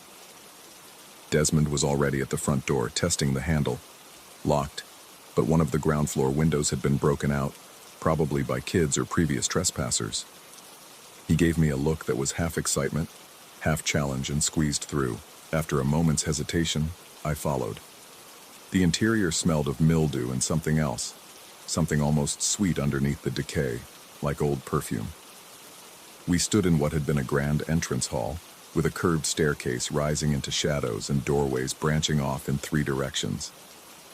Wallpaper hung in strips, revealing multiple layers beneath, floral patterns over geometric designs over what might have been the original plaster. Our footsteps echoed too loudly. That's when I heard it. A steady mechanical clicking from somewhere deeper in the house. Tick-tock, tick-tock, precise and unchanging. Desmond heard it too. He grinned at me, that look he got when he thought he'd found something interesting, and moved toward the sound. I followed him through an archway into what must have been the main parlor. The ceiling was high here, elaborate molding still visible despite the water damage. Furniture shapes hulked under dust-covered sheets, and in the fading light through the tall windows, everything seemed to shift slightly, as if breathing. On a mahogany buffet against the far wall, a metronome ticked away. Not an expensive one, just a plastic pyramid, the kind music students use, wound tight and keeping perfect time. Desmond reached for it, but I caught his arm. Something about it felt wrong. The dust on the buffet was thick everywhere except around the metronome's base, where it sat in a perfect clean circle. We stood there for a while, watching the pendulum swing. Desmond suggested someone must have wound it recently, squatters or other explorers, but the house felt genuinely empty. There were no sleeping bags, no evidence of campfires or makeshift living spaces, none of the usual signs of human occupation I'd seen in other abandoned buildings. I pulled my attention away from the metronome and looked at the floor. That's when I noticed the marks. The wooden floorboards were scratched in a wide, circular pattern, centered roughly in the middle of the room. Deep gouges in the wood, as if heavy furniture had been dragged around and around the same path, over and over, until the motion had carved itself into the very structure of the house. But the furniture that sat there now, the sheet-covered shapes I'd noticed when we entered, were positioned normally, against the walls, nowhere near the circle. Desmond was already moving again, heading toward a doorway that led deeper into the house. I wanted to tell him about the marks, about how they suggested something more than abandonment, but he was already gone, his footsteps receding down what sounded like stairs. I followed because the alternative was staying alone in that room with the metronome. The basement stairs were narrow and steep, the kind that had probably been used by servants when this place was functioning. My hand on the railing came away dusty, but I could feel the smooth spots beneath, places where generations of hands had gripped. The air grew colder as we descended, and damper, with that particular underground smell of earth and stone. At the bottom, Desmond had stopped. He was staring at something on the floor, and when I came up beside him, I saw it too. A torch, one of those LED camping torches, lying on the concrete floor. It was on, casting a cold blue-white light across the basement's vaulted ceiling. The light was steady and bright, no dimming that would suggest a dying battery. My throat felt tight. I told Desmond we should leave, that someone must be here, but he was already picking up the torch, examining it. He argued that it could have been left behind, that LED batteries lasted a long time, but the concrete floor around the torch was disturbed, as if someone had knelt there recently, and when I looked closer, I could see the faint condensation of breath still evaporating from the metal casing. The basement was mostly empty, just stone walls and old shelving units that sagged under nothing. But there were marks here too. Not circular this time, but straight lines scored into the concrete, leading from the stairs to the far wall and back again, over and over. like someone had paced the same path for so long that their footsteps had worn grooves into the floor. Desmond suggested we stage a photograph down here, something atmospheric with the torch and the shadows. The idea made my skin crawl. I refused, more sharply than I'd intended, and in the silence that followed my voice, I heard the metronome upstairs change its rhythm. The tempo increased, ticking faster, the sound carrying down through the floorboards with crystalline clarity. We looked at each other. Neither of us had touched it. Neither of us had even been near it for several minutes. I climbed the stairs fast, Desmond behind me, both of us trying to be quiet and failing. When we reached the parlor, the metronome was ticking at what must have been nearly double its original speed, the pendulum a blur. I reached out to stop it, to wind it down or just knock it over, but Desmond grabbed my wrist. He was looking at something else, his face pale even in the dim light. The sheet-covered furniture had moved. Not far, not dramatically, but enough to be undeniable. They were positioned now at the edges of the circular marks on the floor, as if they'd been part of whatever ritual or routine had carved those grooves. We'd been gone perhaps 5 minutes. I didn't wait to see what else might change. I headed for the entrance hall, for the broken window we'd climbed through. But Desmond wanted to go upstairs first, to check the view from the widow's walk he'd seen in old photographs of the house. He was already climbing, telling me it would only take a minute, that we'd driven all this way. His voice had a strange quality, almost dreamy, as if he were speaking from very far away. Against every instinct, I followed him up. The stairs creaked under our weight, and I noticed more of those smooth spots on the banister, worn places that suggested specific hand grips, repeated endlessly. The second floor was a maze of bedrooms, all with their doors open, all empty except for the occasional piece of furniture too large or too damaged to have been worth removing. In several rooms, I saw more of those marks. Circular patterns, straight lines, evidence of motion repeated until it became permanent. The ladder to the widow's walk was in the last bedroom, a narrow space that must have been servants' quarters. The ladder was old wood but solid, and when we climbed up and pushed open the trapdoor, we emerged into the fog. The widow's walk was a narrow platform with a wrought iron railing, meant for watching the sea for returning ships. The fog was so thick now that I could barely see the ocean, just hear it crashing against the rocks below.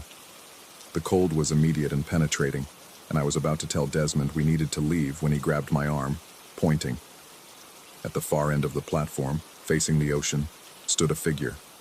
It was wearing a dark robe or dressing gown, the fabric moving slightly in the wind. The figure was completely still, hands at its sides, posture rigid as it stared out at the invisible Atlantic.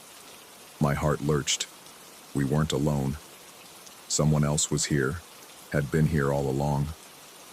I called out, my voice too loud and too nervous, asking if they were all right, if they needed help.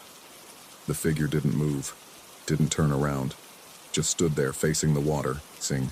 Desmond started moving toward it, and I hissed at him to stop, to leave it alone. But he kept going, reaching out as if to tap the figure's shoulder. His hand passed through air. The robe swung slightly on its hook, an iron hook driven into the railing, the kind meant for securing signal flags or lanterns. The robe was empty. Had always been empty. What we'd seen as a figure was just fabric and shadow and our own expectations. But I'd seen it standing.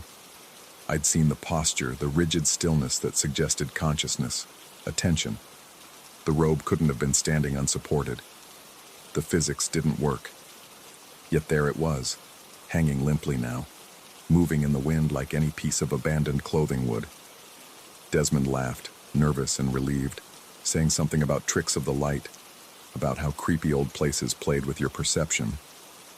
But I was backing toward the trapdoor because I'd noticed something else. The wooden planks of the widow's walk were worn smooth in a specific spot, right where the robe hung, worn smooth in the shape of feet. Standing feet, positioned exactly as they would be if someone spent hours up here, night after night, staring at the ocean. The wood was worn down by perhaps a 1/4 inch, the depression unmistakable. We climbed down. We went back through the house, past the parlor where the metronome had stopped entirely now, past the circular marks and the repositioned furniture, out through the broken window. The fog had grown even thicker, and we had to feel our way along the fence line to find where we'd parked the car. In the car, with the doors locked and the engine running, Desmond was already talking about coming back, about how we'd barely documented anything, about all the rooms we'd missed. He was excited, energized even, making plans. But I was thinking about those marks, about the metronome that wound itself and changed its tempo, about furniture that moved when no one was watching, about a robe that hung where something had stood for so long that it had worn grooves into solid wood. The house wasn't haunted, not in the traditional sense. There were no ghosts, no conscious presences we'd encountered. What remained in the Ashford mansion was something else. It was the residue of routine, the physical imprint of actions repeated so many times that they'd transcended the people who performed them. The house remembered. Not memories in any way we'd understand, but patterns, habits that had been carved into its structure through sheer repetition. Wind the metronome, move the furniture, pace the basement, stand on the widow's walk and watch the sea.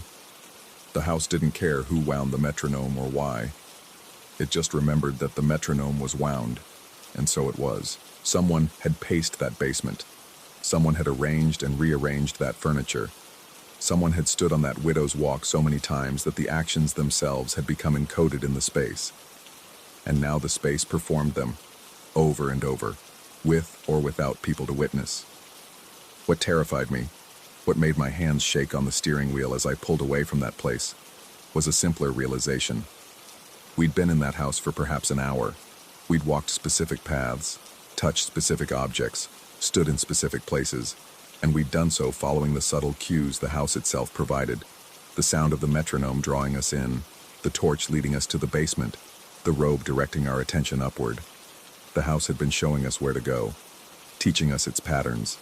And if we'd stayed longer, if Desmond had gotten his way and we'd spent the night documenting room after room, would we have found ourselves walking those same circles on the parlor floor, pacing those same lines in the basement, standing on the widow's walk until our feet wore their own depressions into the wood? I drive past that exit sometimes when I'm heading up the coast. There's no sign for the Ashford mansion, no historical marker or tourist trap, just a turnoff onto a smaller road that leads to the cliff. I never take it. But sometimes, when the fog is rolling in thick off the Atlantic, I think about that house, about what it's doing right now, in its emptiness. The metronome is ticking. The furniture is moving. Something is standing on the widow's walk, watching the ocean, not someone. Just the memory of standing, so strong and so repeated that it doesn't need a person anymore. The habit itself has become enough. And I wonder sometimes if the house remembers us now too. If somewhere in its collection of patterns and routines, there's now a memory of two people climbing through a broken window, walking to the parlor, descending to the basement. I wonder if it's waiting for us to come back and complete the pattern, to teach it what comes next. Desmond still wants to return. He calls every few months, suggesting we give it another try, that we should properly document the place. He says it different each time, but the underlying message is always the same. We should go back. We should finish what we started. And here's what keeps me awake some nights. I can't quite remember whose idea it was to visit the house in the first place. Desmond says he found it online, in some forum, but I have a vague memory of seeing a photograph of the mansion somewhere else first, of being drawn to it, of needing to see it in person. Maybe we didn't choose the Ashford house at all. Maybe it chose us. Maybe we're already part of its collection, our visit already carved into its pattern. And maybe that's why I think about it so often. Why my hands sometimes move as if winding an invisible metronome. Why I catch myself standing at windows and staring out at nothing, standing so still that I could be mistaken for an empty robe hanging on a hook. The house teaches you its habits, and habits once learned are so very hard to break.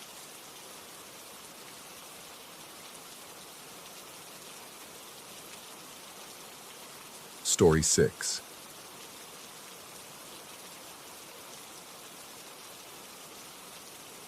The detour seemed reasonable at first.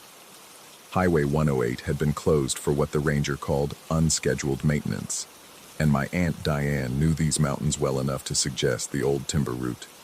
Her friend, a wiry man named Lowell, who'd worked forestry in the 70s, nodded along as she traced the deviation on her tattered map. We'd cut maybe 2 hours off our drive to Yosemite, he assured me, following what used to be a company road before the mills shuttered and the trees reclaimed their territory.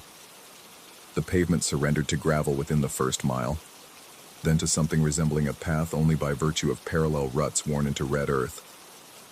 Afternoon sun slanted through the canopy, painting the windshield in shifting patterns of light and shadow. Diane hummed something tuneless beside me, while Lowell sprawled across the back seat, his hiking boots leaving dusty prints on the upholstery I'd stopped caring about hours ago. The GPS maintained its blue line with artificial confidence, a thread of certainty through increasingly uncertain terrain. Pine needles carpeted everything, muffling our tires until the Subaru seemed to glide rather than roll. We descended into what Lowell called a shadow valley, where the trees grew so dense and tall that dusk arrived 3 hours early, and the temperature dropped enough that I could see my breath when I exhaled against the window. That's when the road simply ended. Not gradually, not with warning signs or barriers, but with the absolute finality of a sentence cut mid-word. The ruts disappeared into a mat of rust-colored needles, and ahead stretched only the monotonous repetition of trunks and shadow. I stopped the car and let the engine idle, its mechanical rhythm suddenly too loud in the suffocating silence of ancient forest. Lowell leaned forward between the front seats, his flannel shirt smelling of wood smoke and something medicinal. He squinted at the GPS, then at the windshield, then back at the screen with the particular frustration of someone watching technology betray basic logic. The blue line continued straight ahead through what appeared to be virgin woodland, as if the satellite couldn't comprehend that roads must exist to be traveled. We sat there for what felt like an unreasonable amount of time, the three of us staring at the impossible continuation of a route that no longer existed. The forest pressed in on all sides, patient and ancient, and I became aware of how thoroughly alone we were. No cell signal, no sounds of distant traffic, no contrails scoring the thin strip of darkening sky visible through the canopy.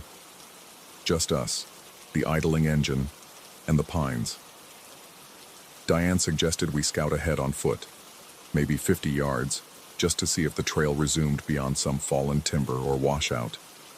It seemed reasonable. It seemed like something people who weren't foolish would do. Lowell grabbed a flashlight from his pack, even though we had perhaps an hour of usable daylight remaining, and I pocketed my phone despite its uselessness, clinging to the ritual of preparation even when the tools had failed. The forest floor gave softly beneath our boots, decades of needles creating a cushion that swallowed sound.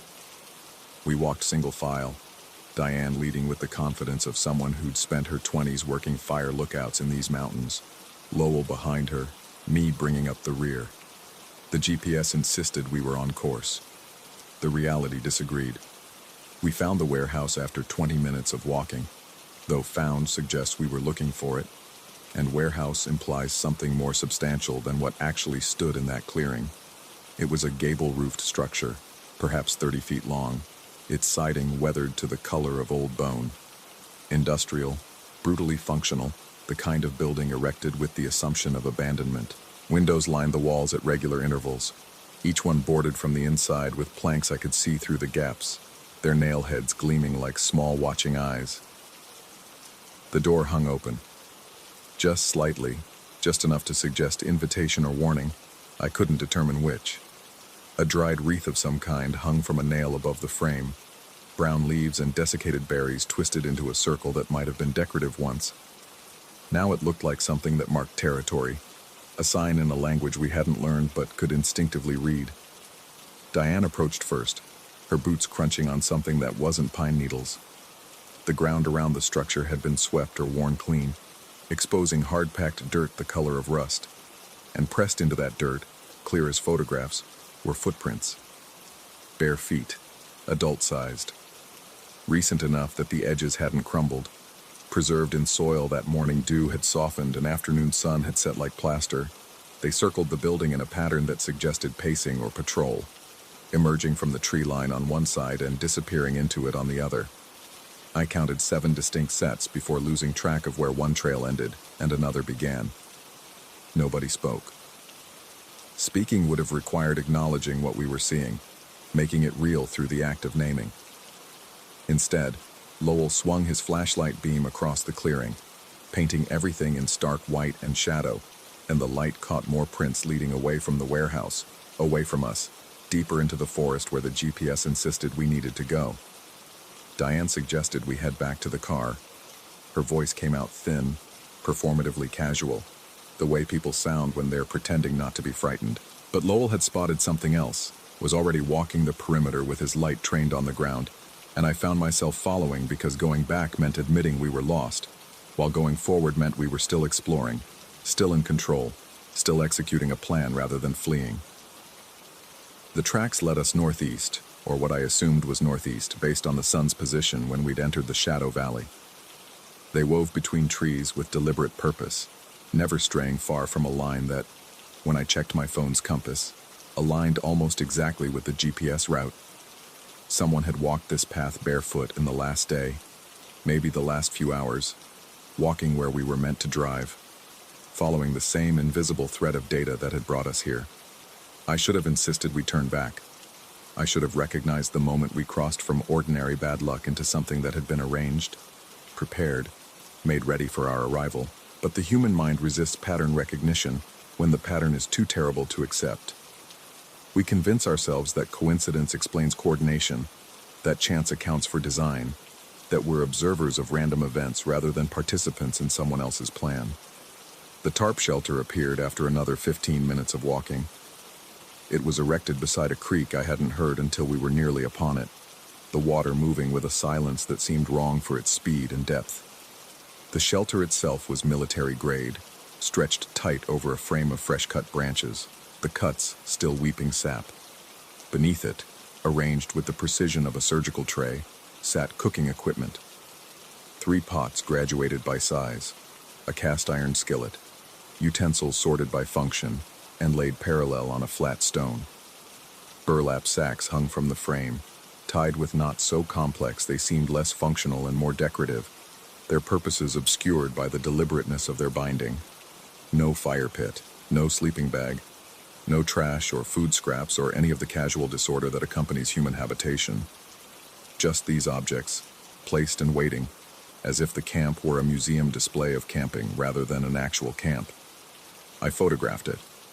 The act felt necessary, a way of creating evidence, of making witness to something I already suspected no one would believe. The camera clicked, loud in the forest silence, and in the moment between the sound and the image appearing on my screen, I heard something else. A whistle, short, sharp, descending. Then again from a different direction, and again from somewhere behind us, back the way we'd come. Diane grabbed my arm. Her fingers dug in hard enough to bruise, and when I looked at her face, I saw something I'd never seen there before. Pure, animal fear.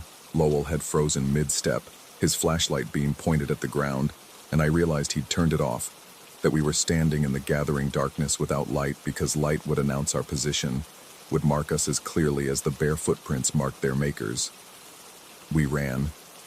Not immediately, not with the panicked scramble of prey, but with the horrible forced calm of people who understand that running might trigger pursuit, who hope that walking quickly, purposefully, naturally, might let them pass unnoticed. We retraced our path, but the forest had changed in the failing light, trees multiplying, distances expanding, the warehouse appearing and disappearing between trunks, like something that existed only in peripheral vision. The whistles continued. They came from no fixed location, sometimes ahead, sometimes behind, sometimes from what I would have sworn was directly overhead, except that made no sense. Nothing made sense. And I was beginning to doubt whether we'd ever really seen a warehouse or a camp or anything at all. Whether this was some shared delusion brought on by carbon monoxide from a leaking exhaust or spores from some hallucinogenic fungus, or simply the human mind's capacity for collaborative madness. We found the car. Thank God or chance or whatever navigation instinct we'd retained. We found the car sitting exactly where we'd left it. Engine cold, doors unlocked, interior smelling of stale coffee, and the vanilla air freshener dangling from the rearview mirror. I started it with shaking hands, reversed in a spray of pine needles, and drove back up the trail we'd descended, following our own tire tracks because the GPS had gone dark, its screen showing only a blue dot floating in undifferentiated gray, all maps dissolved, all routes erased. We didn't speak. Diane stared straight ahead, her hands folded in her lap with unnatural stillness. Lowell had wedged himself into the back seat's corner, his face turned toward the rear window, watching, always watching. The sound started about 20 minutes into our retreat. Rocks dislodging behind us, their clatter perfectly synced with our own engine noise, so that each pop and rumble of our passage was echoed, answered, mimicked. Footsteps keeping pace with tire rotations. I accelerated and the sounds accelerated. I slowed and they slowed. I stopped once, engine idling, and the sound stopped too, but resumed the instant I pressed the accelerator, as if whatever followed us had perfect knowledge of our intentions, could read our movements before we made them. The Shadow Valley seemed longer on the return. The trees pressed closer. The road, such as it was, narrowed until branches scraped both sides of the Subaru, their fingernails on chalkboard screech setting my teeth on edge. Diane had begun crying silently, tears tracking down her face without expression, without sound, as if her body had decided on terror, independent of her conscious mind. We reached the paved road as full darkness fell. The transition was jarring, brutal, like surfacing from deep water. Suddenly there were lines painted on asphalt, reflectors catching our headlights, a speed limit sign announcing 45 mph, as if such specificity mattered, as if numbers and rules still applied. I turned onto the highway without stopping, without checking for traffic because stopping meant acknowledging what we'd left behind, and I wasn't ready for that acknowledgement. We drove for an hour before anyone spoke. When Diane finally broke the silence, her voice sounded wrong, too high, too young, the voice of someone much smaller trying to fill adult vocal cords. We shouldn't have gone there. Lowell said nothing.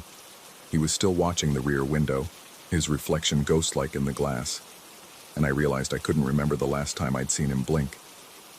We checked into a motel outside Sonora, an anonymous strip of rooms facing a parking lot where the lights buzzed and flickered with epileptic urgency.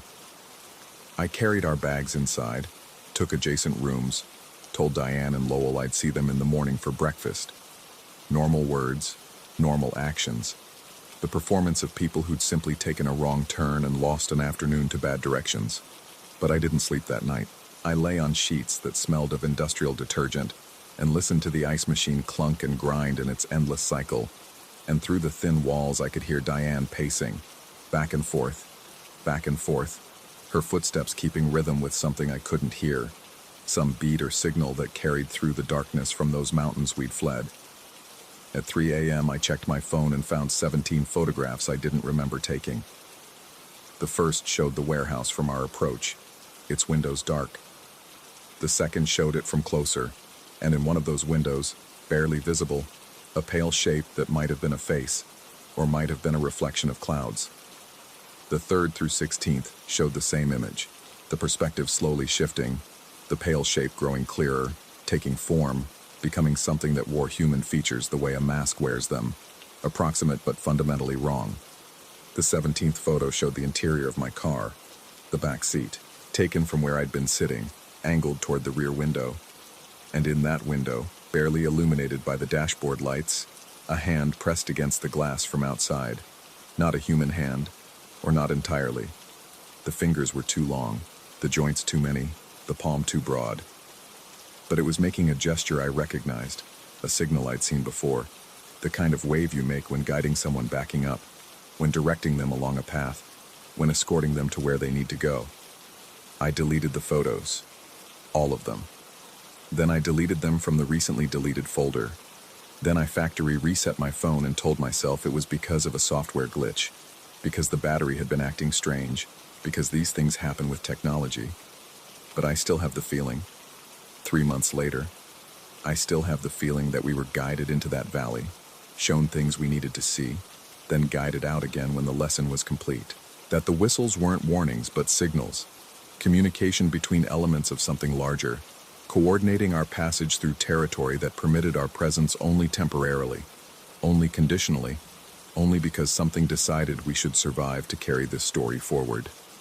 Diane won't discuss that day. When I tried calling her last week, She hung up the moment I mentioned the detour. Lowell's number is disconnected, his social media deleted, and the Forestry Service has no record of anyone by that name working Firewatch in the 70s. Though I know he did. I remember her introducing him. I remember his stories. Sometimes late at night when sleep won't come and the darkness presses close, I pull up the map on my phone. I zoom in on that section of Highway 108, looking for the logging road we turned down. But it's not there. There's no route marked, no dotted line indicating an unpaved path. Nothing but solid green forest coverage between the highway and the nearest fire road 15 miles south. According to the satellite imagery, we drove through terrain that never had roads, never had timber operations, never had any reason for human presence at all. According to the data, we couldn't have gone where we went. But the bruises on Diane's arm, where she grabbed me when the whistles started, those took 2 weeks to fade. And sometimes, when I'm driving alone at night, I glance in the rearview mirror and see my own face looking back. And for just a moment, I'm not certain it's my reflection. For just a moment, I wonder if the thing that guided us out of those mountains decided to follow, to keep watch, to make sure we understand that being escorted doesn't mean being freed. It just means someone knows exactly where you are. Story 7. The highway through New Mexico doesn't forgive distraction.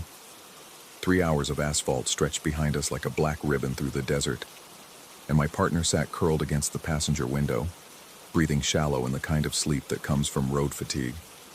I'd promised we'd stop at the next rest area, though neither of us had seen one in over an hour.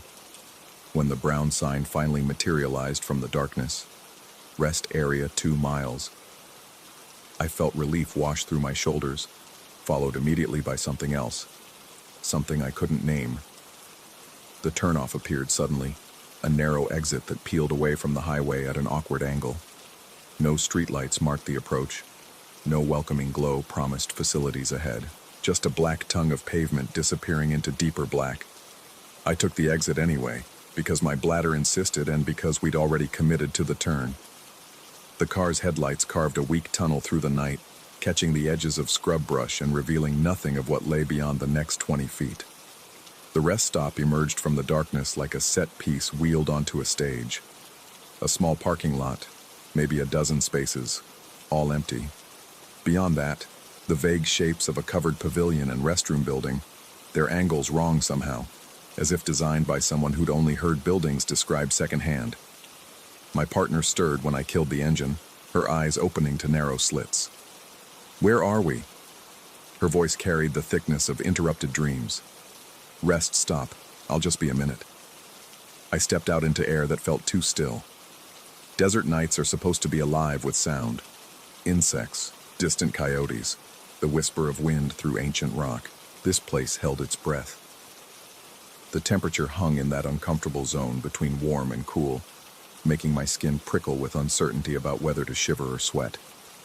The car door closing behind me sounded like a gunshot in the silence, and I caught myself looking around, suddenly aware of how exposed we were, how alone. The restroom building squatted in the darkness ahead, a rectangular shadow slightly darker than the surrounding night. I started toward it, fumbling for my phone to use as a flashlight, when movement caught my peripheral vision.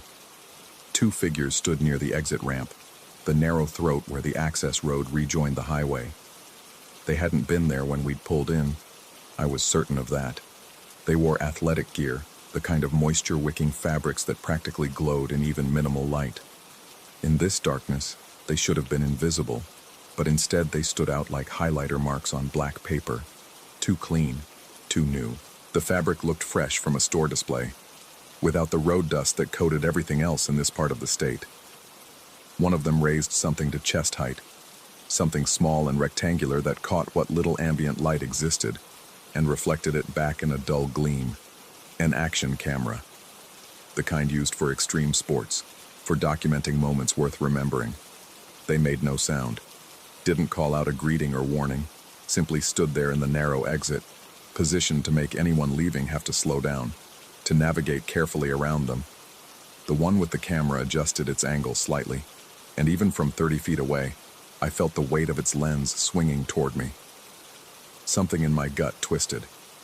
The instinct that lives deeper than thought, older than language, whispered a single word: leave. I turned back toward the car without visiting the restroom, my bladder suddenly a secondary concern. My partner was sitting up now, fully awake, her face pressed close to the window glass. She'd seen them too.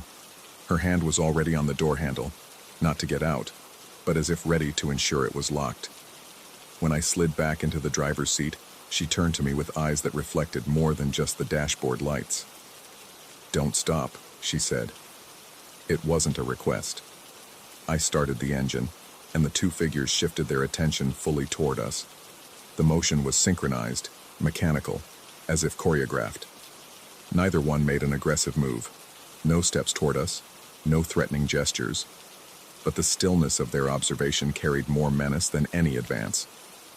The one without the camera raised his hand, not waving, just holding his palm up flat, fingers spread. A signal, a mark. I couldn't shake the impression that he was measuring something about us, calculating dimensions I couldn't perceive. I pulled out slowly, headlights sweeping across the parking lot and catching the edges of the pavilion. That's when I noticed the maintenance building on the far side of the complex, set back from the main facilities. A single fluorescent light buzzed inside it, visible through a grimy window, casting that particular greenish-white glow that makes everything look diseased. The door bore a faded sign, "Out of service." But the light hummed on, steady and artificial in this lightless place. The car moved toward the exit, and we had no choice but to pass close to the two men. They didn't step aside. My foot hovered between gas and brake as I calculated the gap, the angle, how much room I'd need to navigate between their position and the concrete barrier marking the turn. The one with the camera shifted it slightly, angling the lens to track our movement. The red recording light blinked once, twice, steady as a heartbeat. Then he tapped the side of the camera with two fingers. Deliberate, intentional, like marking time, like noting a timestamp, like documenting the exact moment we passed through his frame. Our eyes met through the windshield, and his expression communicated nothing. No curiosity, no hostility, no recognition of our shared humanity. Just that flat, measuring stare, the look of someone categorizing data, filing information for later retrieval. We slipped past them with inches to spare. I accelerated up the entrance ramp, merging back onto the empty highway with enough speed that the tires squealed slightly. My partner kept her eyes locked on the side mirror, watching as the rest stop receded behind us. "They're still standing there," she said, "not moving, just watching us leave. Maybe they're just waiting for a ride." Even as I said it, the words felt hollow. People waiting for rides didn't stand in exit lanes, didn't hold action cameras like surveillance equipment, didn't wear pristine athletic gear to rest stops on deserted highways. She didn't respond, and her silence said everything about how convincing my explanation had been. The dashboard clock read 2:47 a.m. I focused on the white line streaming past, on putting distance between us and that place. The highway stretched empty in both directions, no other headlights visible in the darkness. We might have been the only car left in the world. That's when the dashboard went dark. Not the headlights. Those stayed on, still carving our path through the night. But every interior light, every digital display, the speedometer and fuel gauge and temperature reading, all of it simply ceased to exist. For one breathless second, the cabin became a cave of absolute darkness, the only illumination coming from the reflected headlight glow off the pavement ahead. My hands tightened on the steering wheel, waiting for the engine to die, for the power steering to lock, for whatever malfunction this represented to cascade into full failure. My partner drew a sharp breath beside me, and I could feel her fear as a physical presence in the confined space. Then, just as suddenly, everything flickered back to life. The displays re-illuminated, the numbers and warnings and indicators all resuming their patient vigil. The clock now read 2:48 a.m., having tracked time through the interruption as if nothing had happened, as if the darkness had been a shared hallucination. What the hell was that? My voice came out steadier than I felt. "I don't know." She kept staring at the dashboard, waiting for it to betray us again. Electrical fault? Maybe. But I'd been driving this car for 3 years without a single electrical issue. It had sailed through its last inspection with perfect marks. There was no maybe about it. No reasonable explanation for a momentary total failure followed by immediate recovery. We drove for another hour in tense silence, both of us hyper-aware of every small sound, every flicker of the dashboard lights, every shadow at the edge of the headlight beams. I kept checking the mirrors, half expecting to see headlights closing in behind us, though I couldn't have explained what I feared they might belong to, or why I associated pursuit with those 2 men standing in their impossible cleanliness at an abandoned rest stop. By the time we reached the next town, a small highway cluster of gas stations and fast food restaurants, the sky had begun to lighten with pre-dawn gray. We pulled into a 24-hour convenience store parking lot, and I finally allowed myself to unclench. The fluorescent lights of civilization felt like a reprieve, even though they cast the same greenish pall as that light in the maintenance building. My partner went inside to use the bathroom while I stood beside the car, stretching road-cramped muscles. The air here smelled of gasoline and fryer grease. Normal things, human things.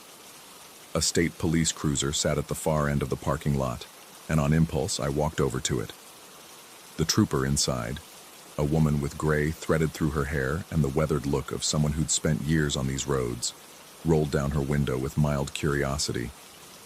I must have looked rough enough to warrant attention, or maybe she just sensed something in my approach. "Everything all right, sir?"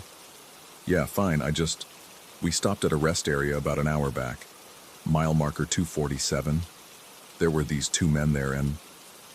I paused, suddenly aware of how paranoid I was about to sound. It felt wrong. The whole place felt wrong. There was a light on in a building marked out of service. Her expression shifted, not exactly concern, but a sharpening of attention. She reached for the radio on her dashboard, pressed a button, and spoke into it with the clipped efficiency of long practice. "Dispatch, this is Unit 34. Can you confirm status of rest stop at mile 247? The radio crackled with static before a voice responded, "247 is the old county line stop. Decommissioned last March. No power, no water. It's been fenced off for months pending demolition." The trooper's eyes found mine, and I watched her mental gears turning, trying to fit my report into the framework of what dispatch had just confirmed. "Fenced off?" I repeated. There wasn't any fence. The facilities were open. We drove right in. She studied me for a long moment, and I couldn't read what she found in my face. Concern? Confusion? The look of someone who'd stumbled into something they didn't understand. "The county cut power to that block in April," she said slowly. "Vandalism issues. They pulled the meters, disconnected everything. There's been no electricity out there for 6 months. The maintenance building light, that steady fluorescent hum. But I saw..." "What you saw, sir, was probably moonlight or maybe some kids with flashlights. That place attracts the occasional trespasser, but I can assure you there's no power running to any of those structures." She was being professional, diplomatic, offering me a rational explanation that should have provided comfort. But her eyes told a different story. There was something in them. Not disbelief exactly, but recognition.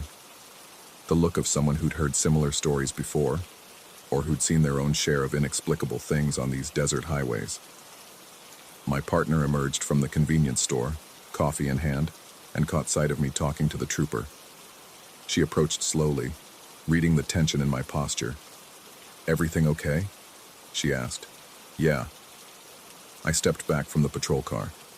"Just checking something." The trooper nodded once, a gesture that felt less like agreement and more like dismissal. As I walked back to our car with my partner, I heard the cruiser's engine start.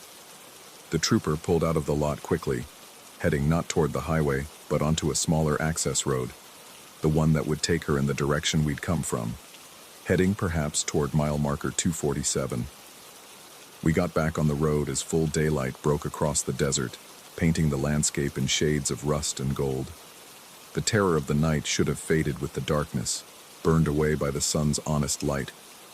But it clung to me like a smell I couldn't wash off, a frequency I couldn't stop hearing. My partner dozed fitfully in the passenger seat, and I drove with my eyes darting constantly to the mirrors, to the dashboard, to the road ahead. Looking for what? I couldn't have said. Another rest stop. Another pair of two clean figures. Another moment when the world's electricity decided to take a breath and leave us suspended in darkness. 3 days later, back home and settled into the routine of ordinary life, I searched online for information about that rest stop. Satellite imagery showed the facility clearly. The parking lot, the pavilion, the restroom building. But the maintenance structure my headlights had illuminated wasn't visible in the overhead shots. The space where it should have been showed only empty ground, as if the building had never existed at all. I found one news article from the previous year, a brief local story about the county's decision to decommission the site. At the bottom, in the comments section abandoned to spam and conspiracy theorists, someone had posted, "My wife and I stopped there in August. 2 men were filming near the exit. We didn't stay. 2 weeks later, we got a traffic citation in the mail from a camera system that supposedly doesn't exist in that county. The timestamp on the photo matched exactly when we passed those men." I never responded to that comment, never reached out to corroborate our experiences. Because some part of me, the part that still felt those men's eyes tracking our movement, that still remembered the synchronized precision of their observation, understood that confirmation would be worse than uncertainty. That knowing would trap me in a truth I wasn't equipped to carry. The action camera, the tapped fingers marking time, the impossible light humming in an abandoned building. These elements circle in my mind like vultures, never settling, never offering the relief of explanation. Sometimes I wonder if we passed some kind of test that night. If our refusal to stop, our instinct to leave, marked us as unsuitable for whatever purpose those men served. I wonder what would have happened if we'd been more curious, more trusting, if we'd stepped out of the car and asked what they were doing, why they were filming, what they wanted. I wonder if they're still there, standing in that narrow exit with their pristine clothes and their recording devices, waiting for the next car to pull off the highway, waiting to measure, to document, to mark the moment someone drives into their frame.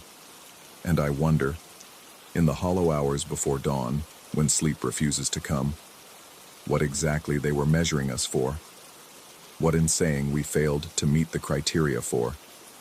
What would have happened if the dashboard had stayed dark just a few seconds longer, if we'd been forced to stop on that empty highway, blind and vulnerable in the desert night? The worst part isn't the questions.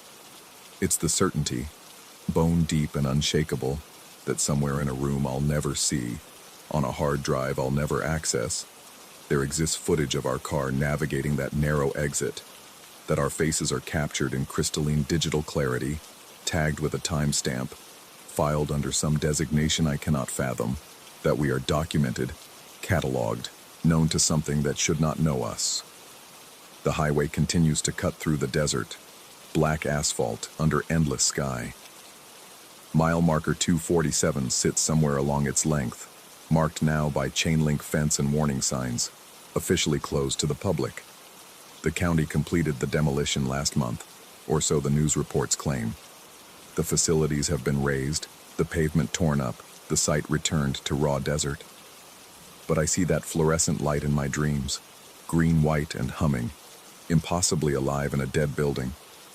I hear the tap of fingers against plastic, marking time, marking us, marking some moment of significance in a schema I was never meant to understand. And sometimes, on late-night drives when the road stretches empty ahead and my partner sleeps beside me, I catch myself checking the rearview mirror.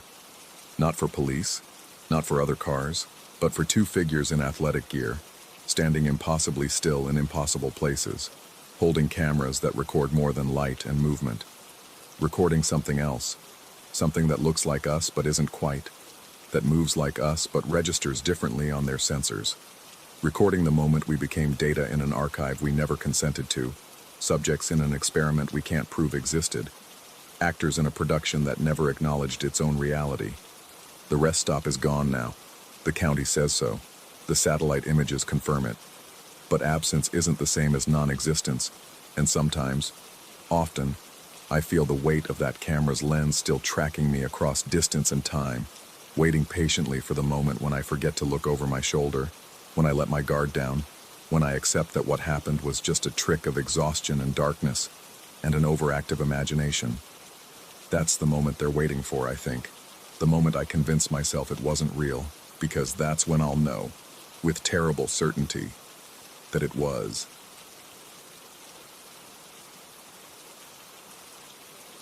Story 8.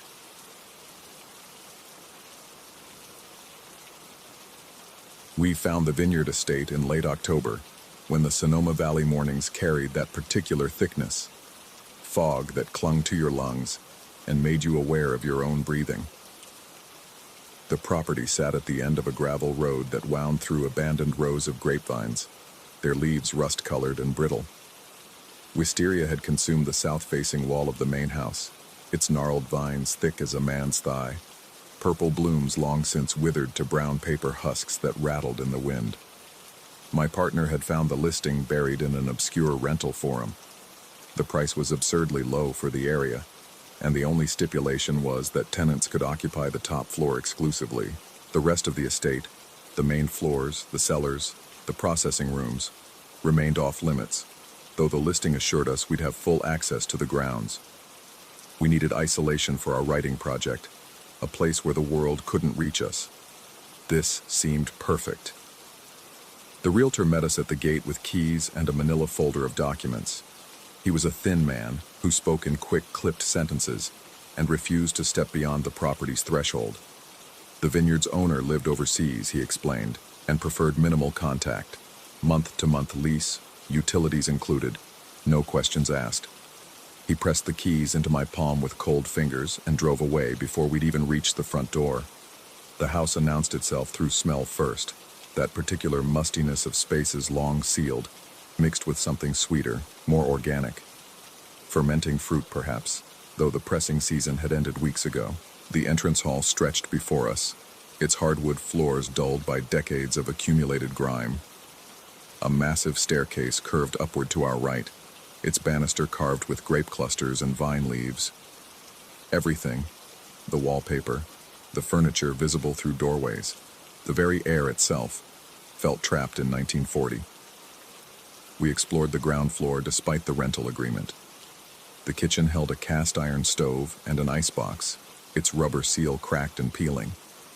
The parlor's furniture sat arranged for a gathering that never came, dust sheets draped over chairs and sofas like shrouds. But it was the wine processing room that stopped us both. A row of 6 stone lagares dominated the space, each empty trough large enough to hold 3 men standing. They stretched toward the back wall, where a series of stone tunnels spiraled upward into darkness.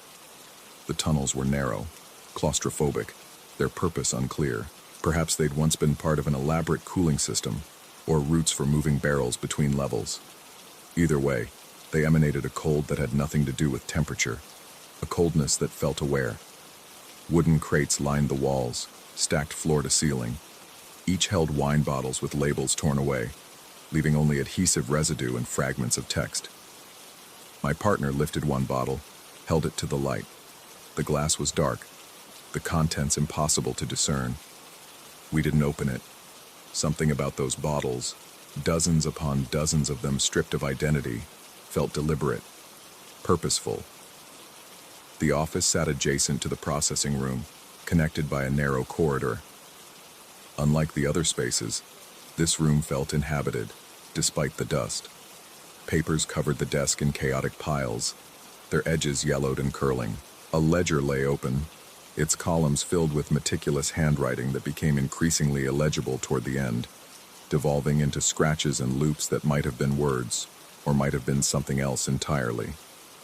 She sat in the corner, propped against a filing cabinet. The doll was adult-sized, nearly 4 feet tall, constructed from what looked like porcelain or very old plaster. Someone had stripped away her clothes, leaving her surface bare and gray with accumulated dust. Her eyes were painted on, 2 black dots that didn't quite align with where eyes should be.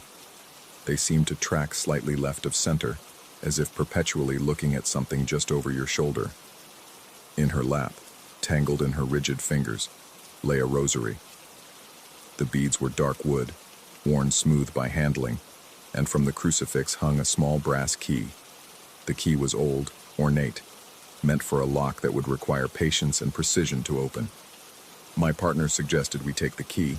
We had no idea what it opened, but keys in abandoned places always seem to hold promise, or at least story potential. I reached for it, my fingers brushing the doll's hand.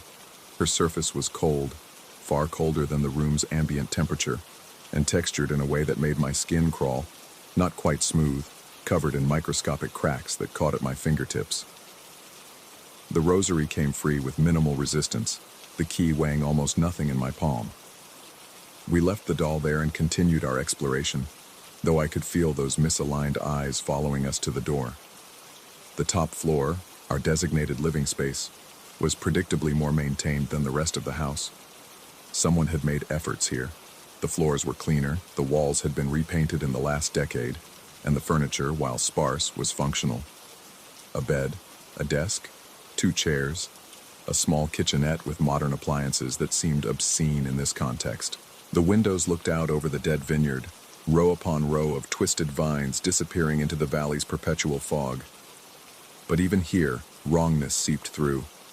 The walls were too thin, transmitting sounds from below with unnatural clarity. We heard nothing that first night, but I was aware of the potential for sound. The way you're aware of silence in a place that should be making noise. The house felt like it was holding its breath. We spent the evening unpacking and setting up our workspace. My partner arranged reference books on the desk while I tested the lamps, adjusted the bed, tried to make the space feel like ours. All the while, I kept returning to the key in my pocket, its metal warming against my thigh, wondering what it might unlock. At some point, my partner suggested we secure the doll. It seemed wrong, they said, to leave it exposed like that, vulnerable. I didn't ask vulnerable to what.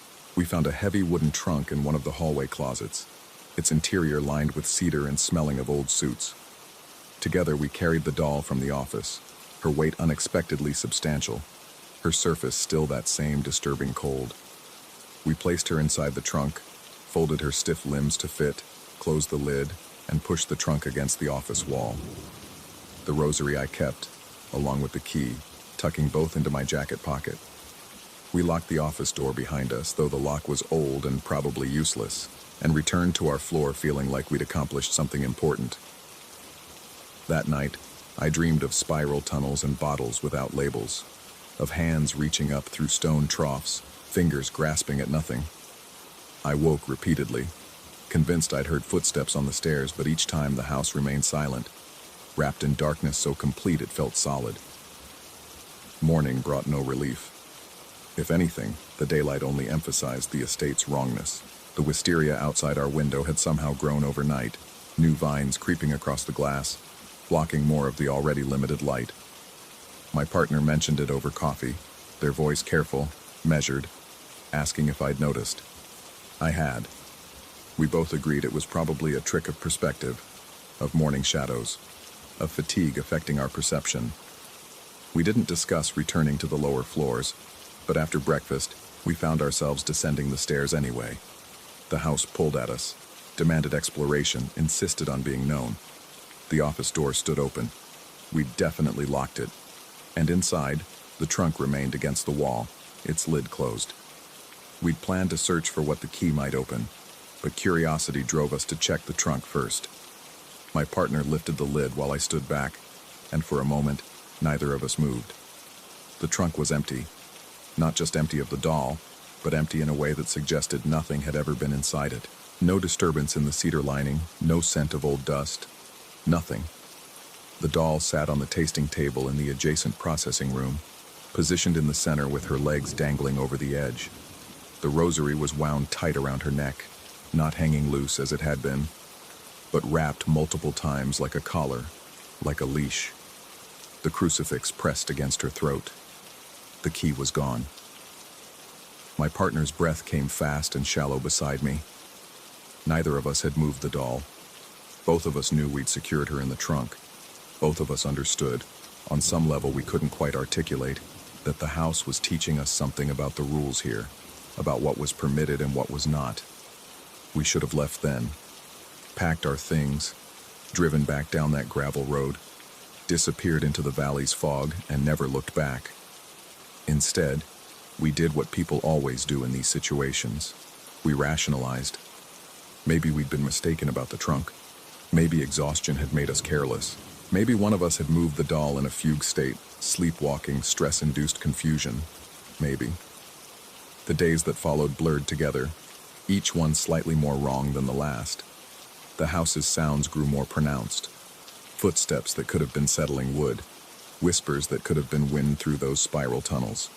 A rhythmic tapping that could have been loose shutters. We worked on our project, filling pages with words that increasingly felt like they were being dictated rather than created. The prose took on a cadence we didn't recognize, describing places we'd never been, events we'd never witnessed. The attic. We'd seen the stairs leading up, narrow and steep, but the rental agreement had specified only the top floor. The attic was technically above our permitted space, existing in a gray area of the contract. On our fifth night, unable to ignore the pull any longer, we climbed those stairs. The room beyond should have been dark, dusty, filled with the detritus of decades. Instead, we found a space that belonged to a different timeline entirely. Someone had painted the walls recently, within the last few years, judging by the paint's condition. Posters covered one wall, bright and cheerful, depicting characters from children's media of the early 2000s. New curtain rods had been installed on the windows, though no curtains hung from them. The floor was clean, swept, maintained. A bed sat in the corner, its mattress bare but unstained. A toy box rested beside it, lid closed. Everything in this room spoke of preparation, of anticipation, of waiting for an occupant who never arrived, or perhaps arrived and left no trace of their presence. The contrast with the rest of the house was jarring, obscene even, as if someone had tried to drag this single room forward through time while leaving everything else behind. My partner found the photographs in the toy box.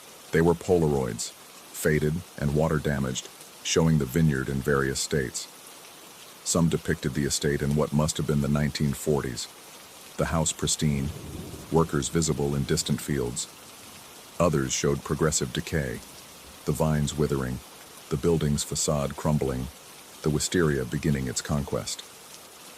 The final photograph showed the attic room itself, painted and prepared, with a figure standing in the center that my eyes refused to properly focus on. Not blurred, not obscured, but somehow resistant to perception, as if the camera had captured something that existed slightly outside of regular space. That figure wore rosary beads around its neck.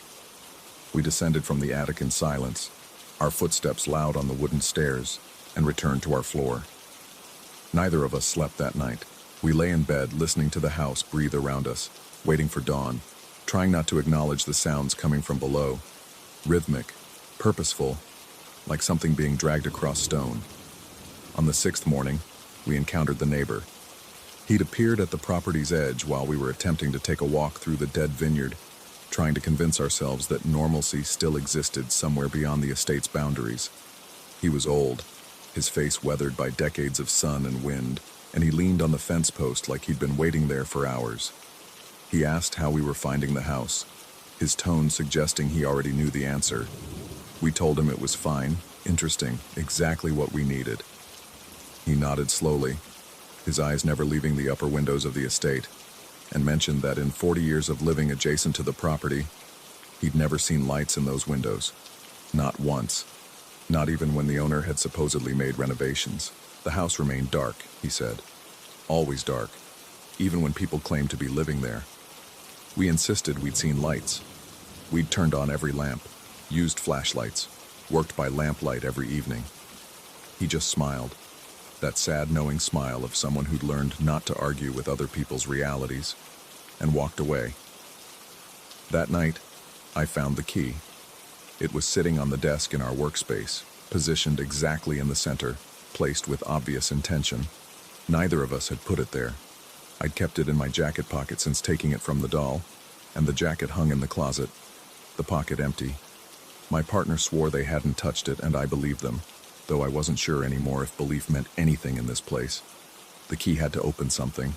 That was its purpose, its entire reason for existence. We'd searched the obvious places, locked drawers, cabinet doors, the mysterious locked door in the hallway, but nothing fit. Now, standing in our workspace with that brass key-catching lamplight, I understood that we'd been looking in the wrong places. The key didn't open something in the house. It opened something in the house's understanding of us. My partner suggested we leave.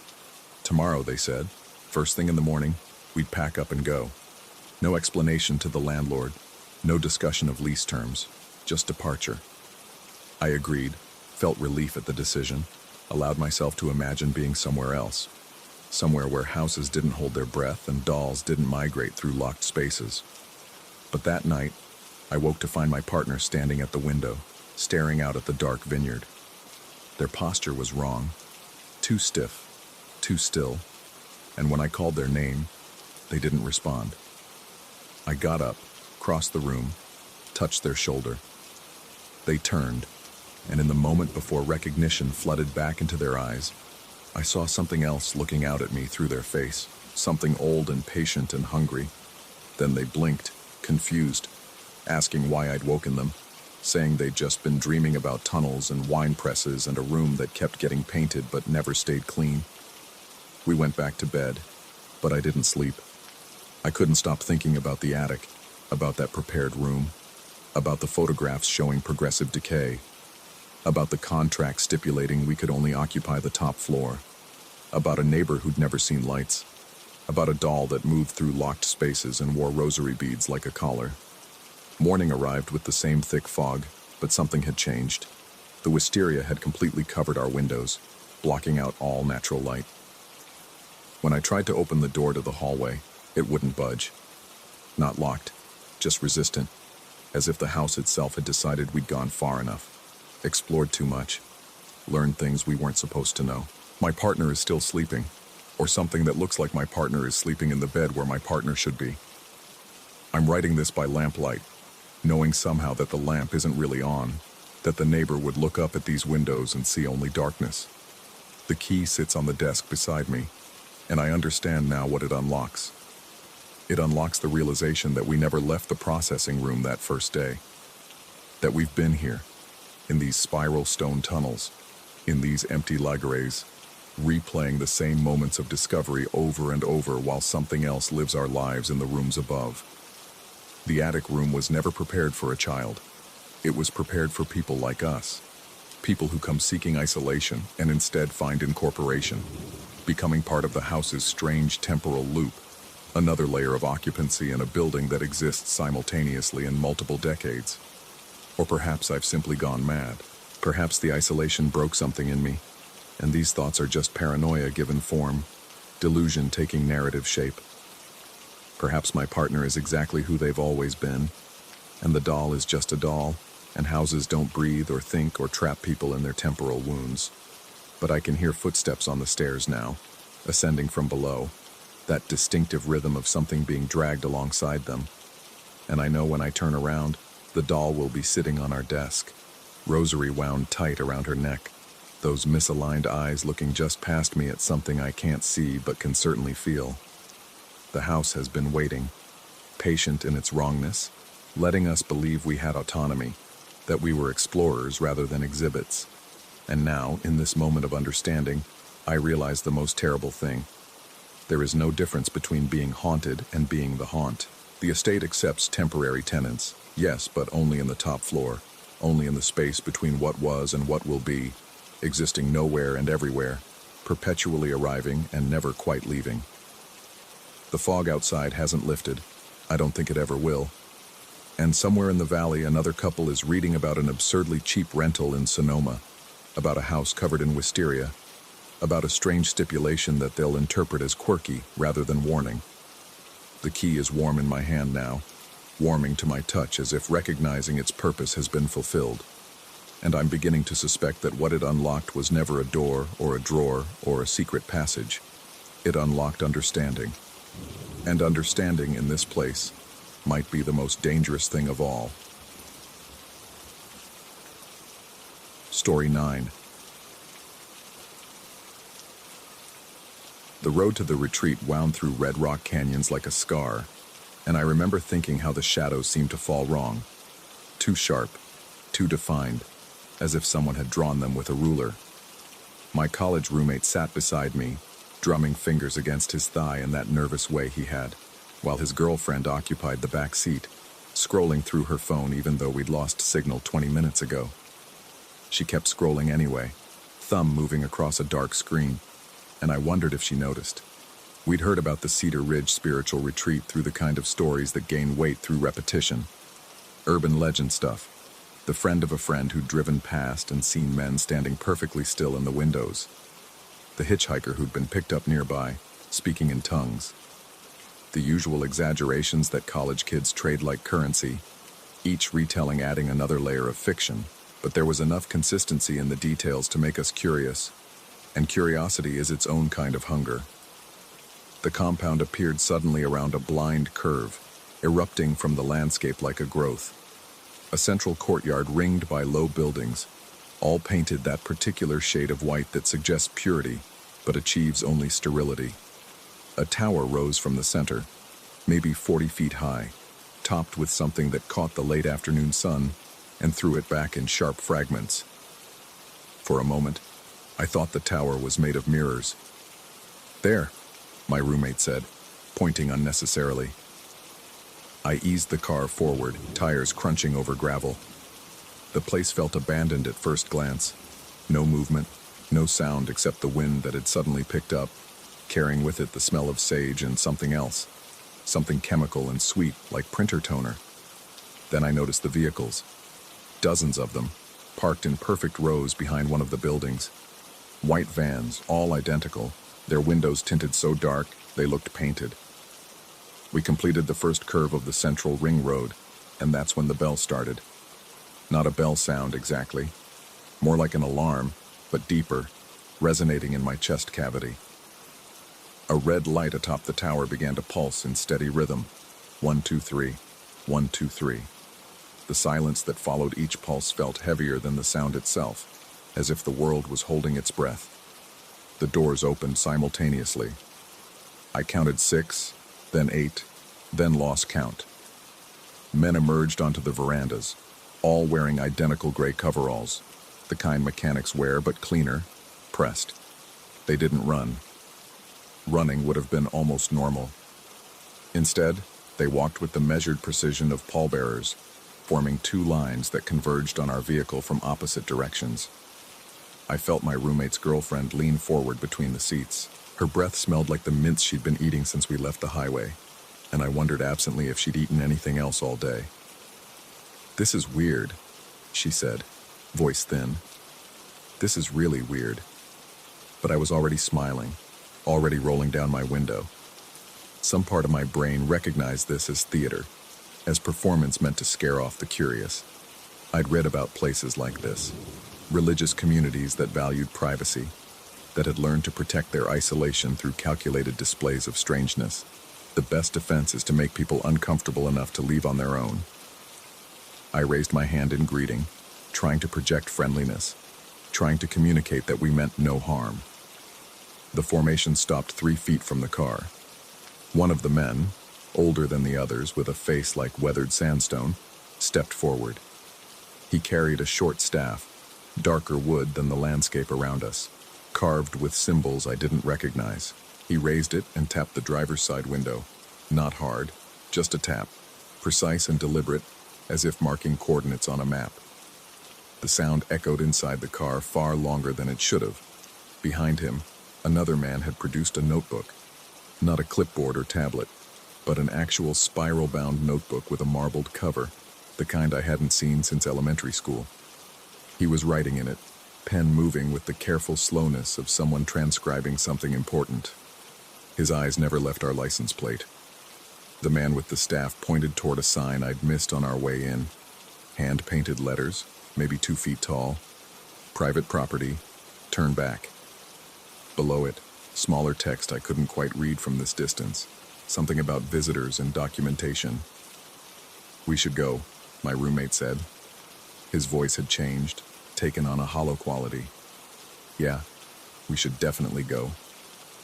I put the car in reverse, moving slowly, careful not to make any sudden movements. The formation of men didn't follow us. didn't even turn to watch. They stood frozen in their positions as we backed away, their faces blank as paper. Only the man with the notebook kept moving, hand still transcribing, filling page after page even though we were retreating. The red light atop the tower blinked 3 more times, then went dark. We completed our backward journey around the curve, and I saw what I'd missed before. 2 cameras on tripods positioned on either side of the entrance gate. Not modern security cameras. These were old, boxy things with actual film mechanisms visible through the casing. The kind you'd see in a museum exhibit about early photography.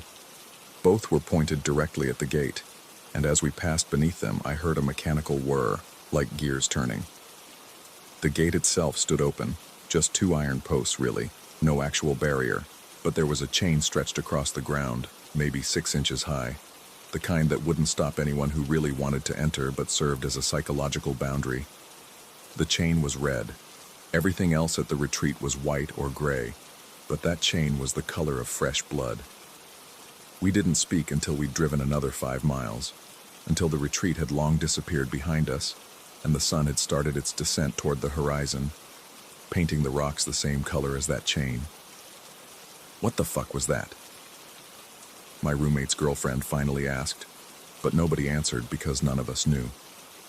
That night, at the motel 30 miles down the highway, I kept thinking about the notebook, about how the man had kept writing even after we'd reversed out of view. What could he possibly have been recording? And why did they need such detailed documentation of visitors who never even left their vehicles? I dreamed of the tower, of climbing it while the red light pulsed overhead.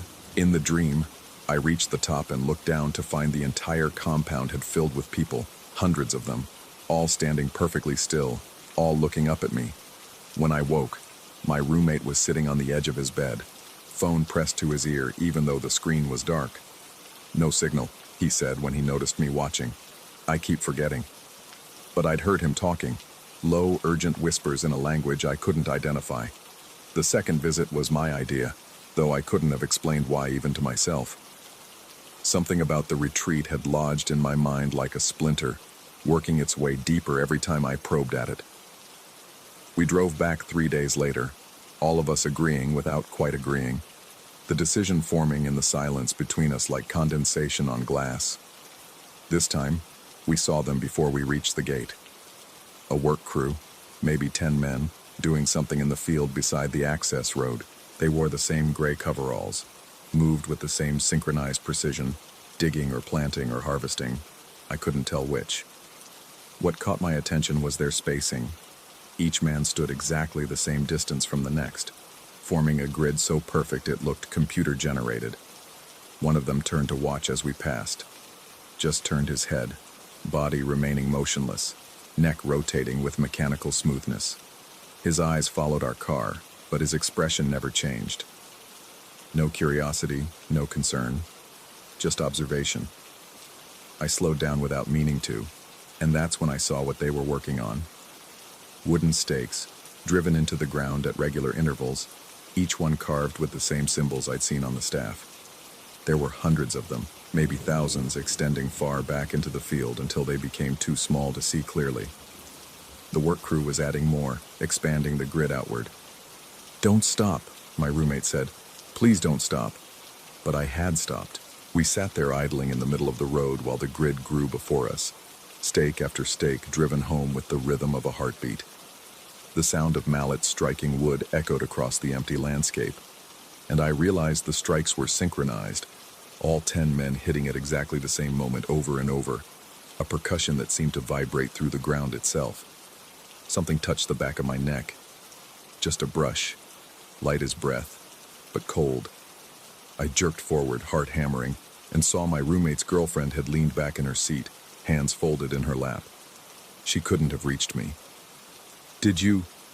I started to ask, but the red light on the tower began pulsing again, and this time it was brighter, more insistent. The work crew set down their tools in perfect unison and began walking toward us. I hit the gas, and we fled. The third time, I went alone. I told myself I needed closure, needed to understand what I'd seen, but the truth, The truth I couldn't admit even in the privacy of my own thoughts was that some part of me wanted to go back, needed to go back. The retreat had become magnetic, pulling at something deep in my chest, a hook buried behind my sternum. My roommate had become strange since that second visit. He'd started organizing his belongings in careful patterns, arranging his textbooks and clothes with the same geometric precision as those stakes in the field. His girlfriend had stopped coming to class. When I'd asked about her, he'd simply said she was resting, and the way he emphasized that word made me decide not to press further. So I drove out alone, on a Tuesday morning when the desert sun turned everything white and pitiless.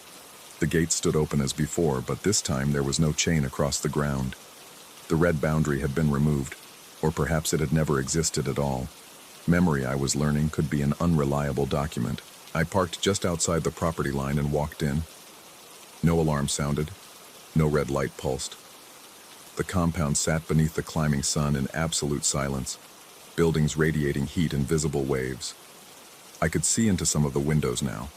Simple rooms, each containing a cot, a small table, a chair. No decoration, no personal effects. The rooms looked identical, as if they'd been stamped out by the same machine. The tower drew me forward. Up close I could see the structure was older than I'd thought. Wood-weathered gray. The red light fixture bolted to the top with visible rust stains bleeding down the sides.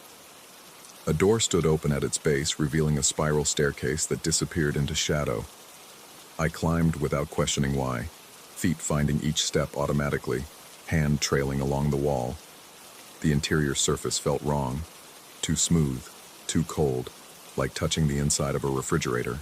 Symbols had been carved into the walls at regular intervals, the same patterns from the staff, from the stakes in the field. They seemed to pulse as I passed, though that could have been the effect of dim light filtering through gaps in the boards. At the top, a platform barely wide enough for 2 people. The bell mechanism sat at its center, but it wasn't a bell at all, just a speaker, industrial grade, the kind used for tornado warnings. The red light was mounted to a wooden post, its cord snaking down through a hole in the platform. From this height, I could see the entire compound, and finally understood its design. The buildings formed a pattern, a symbol larger than any single structure. I recognized it from somewhere. Not religious iconography, not exactly, but something older, something that existed in the gap between conscious thought and dreaming, the kind of shape you might draw without meaning to, doodling while your mind wandered elsewhere. The field extended beyond what I'd seen from the road. The stakes continued in their perfect grid for what looked like miles, growing so dense in some areas they formed solid walls of wood and symbol.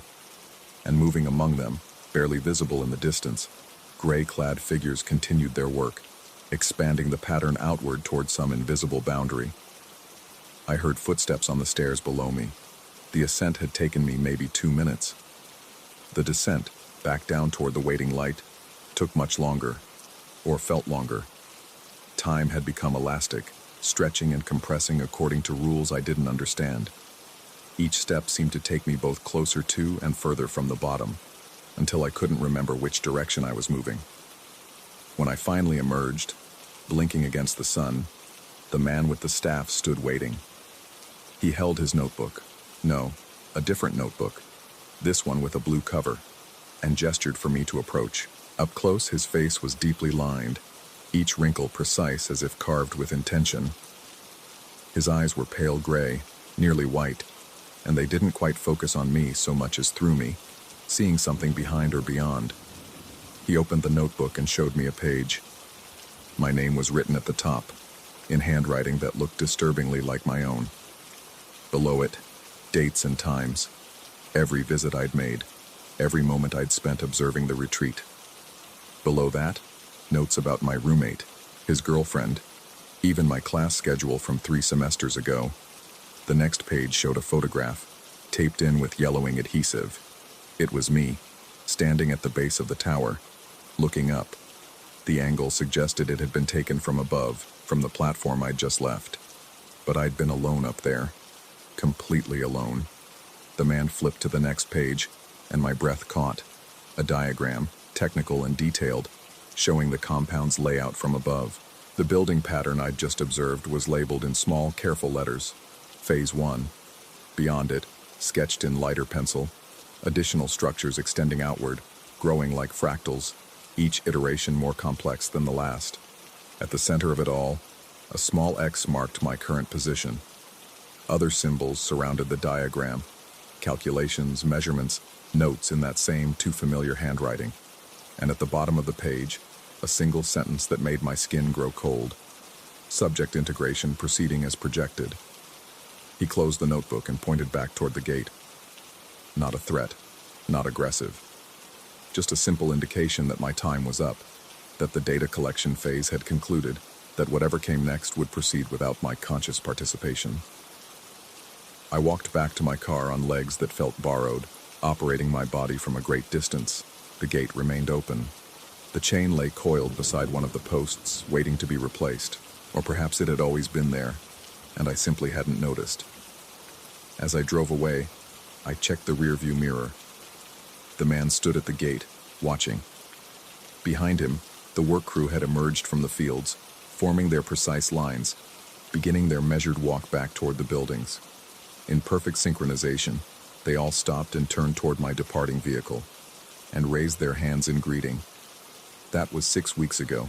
Since then, I've noticed things, small things, the way my own belongings have begun organizing themselves into patterns while I sleep, the way I sometimes find myself standing perfectly still, staring at nothing, minutes or hours passing without awareness, the way certain words feel wrong in my mouth, as if my tongue has forgotten their shape. My roommate dropped out last week. He left a note saying he'd found his calling, that he was going somewhere he truly belonged. His girlfriend's parents filed a missing person report, but the police found nothing useful. Just an empty apartment, everything arranged in careful geometric patterns, and a spiral notebook on the desk filled with page after page of symbols. I dream about the tower every night now. In the dreams, I'm adding stakes to the field, hammer striking wood in rhythm with hundreds of others. The pattern grows beneath our hands, expanding outward, reaching toward the highway, toward the cities beyond. We're building something vast and ancient, something that existed long before we arrived, and will continue long after we're gone. Sometimes, in those quiet moments between waking and sleep, I can feel the pull of the retreat. It calls to me in a language older than words, promising belonging, promising purpose, promising an end to questions I no longer remember asking. Last night, I found a notebook in my backpack. Marbled cover, spiral bound, exactly like the ones at the retreat. The first page contains my name, written in my own hand, followed by a single sentence. Volunteer return anticipated. Below it, today's date. The highway stretches before me now, red rocks rising on either side, shadows falling at impossible angles. I can see the turnoff ahead, the access road winding into the desert. My hands are steady on the wheel. My breathing is calm. I'm not frightened anymore. Fear requires uncertainty, and I understand now with perfect clarity that this was always where I was heading. The only question I have left, the only uncertainty that remains, is whether I'm driving there because I want to, or because something in my mind has already been rewritten, reconfigured to bring me back. Whether the choice is mine, or if choice itself is just another pattern, another stake driven into ground that was claimed long before I ever arrived. The red chain lies coiled beside the gate, waiting. The tower stands against the sky, patient and knowing, and somewhere in the compound, in one of those identical rooms, a cot has been prepared, a table set, a chair positioned at exactly the right distance from the wall. My name is already in the notebook. My space has been measured and marked. The pattern continues to grow, and I'm become a part of it, another coordinate in a grid too vast to comprehend. The bell will sound when I arrive. The red light will pulse in greeting. The workers will form their lines and guide me to my place among them. And I will take up my hammer and stake and join the work that never ends, expanding outward toward a boundary I can almost see, building something that has no name in any language I remember speaking. The road bends, the retreat appears, and I complete the turn without slowing, because some migrations are written in ink that never fades. and some patterns once seen can never be unseen. Story 10. The gap in the chain-link fence was smaller than it had looked from the road. I went through sideways, feeling the jagged metal catch on my jacket, and landed awkwardly on the other side where weeds had pushed through cracked asphalt. The Danvers State Hospital loomed ahead, its Gothic towers black against the October sky. They'd gutted most of the complex years ago, turned it into condos of all things. But this wing, tucked behind overgrown maples and a crumbling stone wall, had been left to rot. Garrett came through the fence next, his camera bag scraping against the metal with a sound that made my teeth ache. Then Tobias, moving with that careful deliberation he brought to everything, as if the world might shatter if he stepped too hard. "We've got maybe 2 hours before sunset," Garrett said, already adjusting his lens settings. He photographed abandoned places the way some people collected stamps, and he'd been talking about Danvers for months. The asylum where they'd pioneered the prefrontal lobotomy, where patients had been stacked in hallways when the wards overflowed, where the tunnels beneath the building supposedly ran for miles, connecting treatment rooms and morgues and God knew what else. I wasn't sure what I was collecting. Moments, maybe. Proof that I could still feel something sharp enough to cut through the numbness that had settled over my life like dust. Urban exploration gave me that. The spike of adrenaline when you slip past a barrier that says, "Keep out." The electric awareness that you're somewhere you shouldn't be, seeing things meant to be forgotten. We found the entrance around the east side, where weather and vandals had pried open a boarded window. The wood came away easily, almost welcoming. Inside, the smell hit first.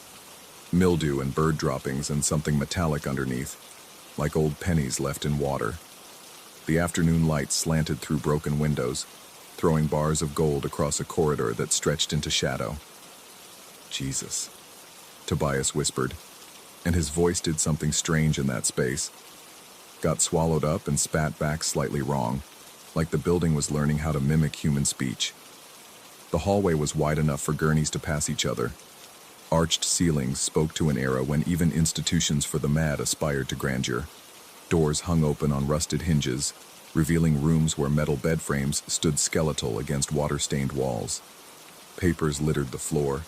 Admission forms, treatment schedules, something that might have been a patient roster from 1967. Names crossed out, dates circled in red.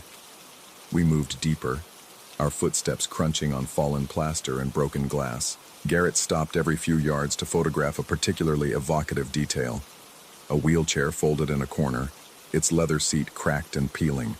A medicine cabinet with its door ajar, empty bottles still lined up inside. A tray of surgical instruments someone had left on a windowsill, the metal gone orange with rust, but the shape still unmistakable. In what must have been a common room, we found the therapy equipment.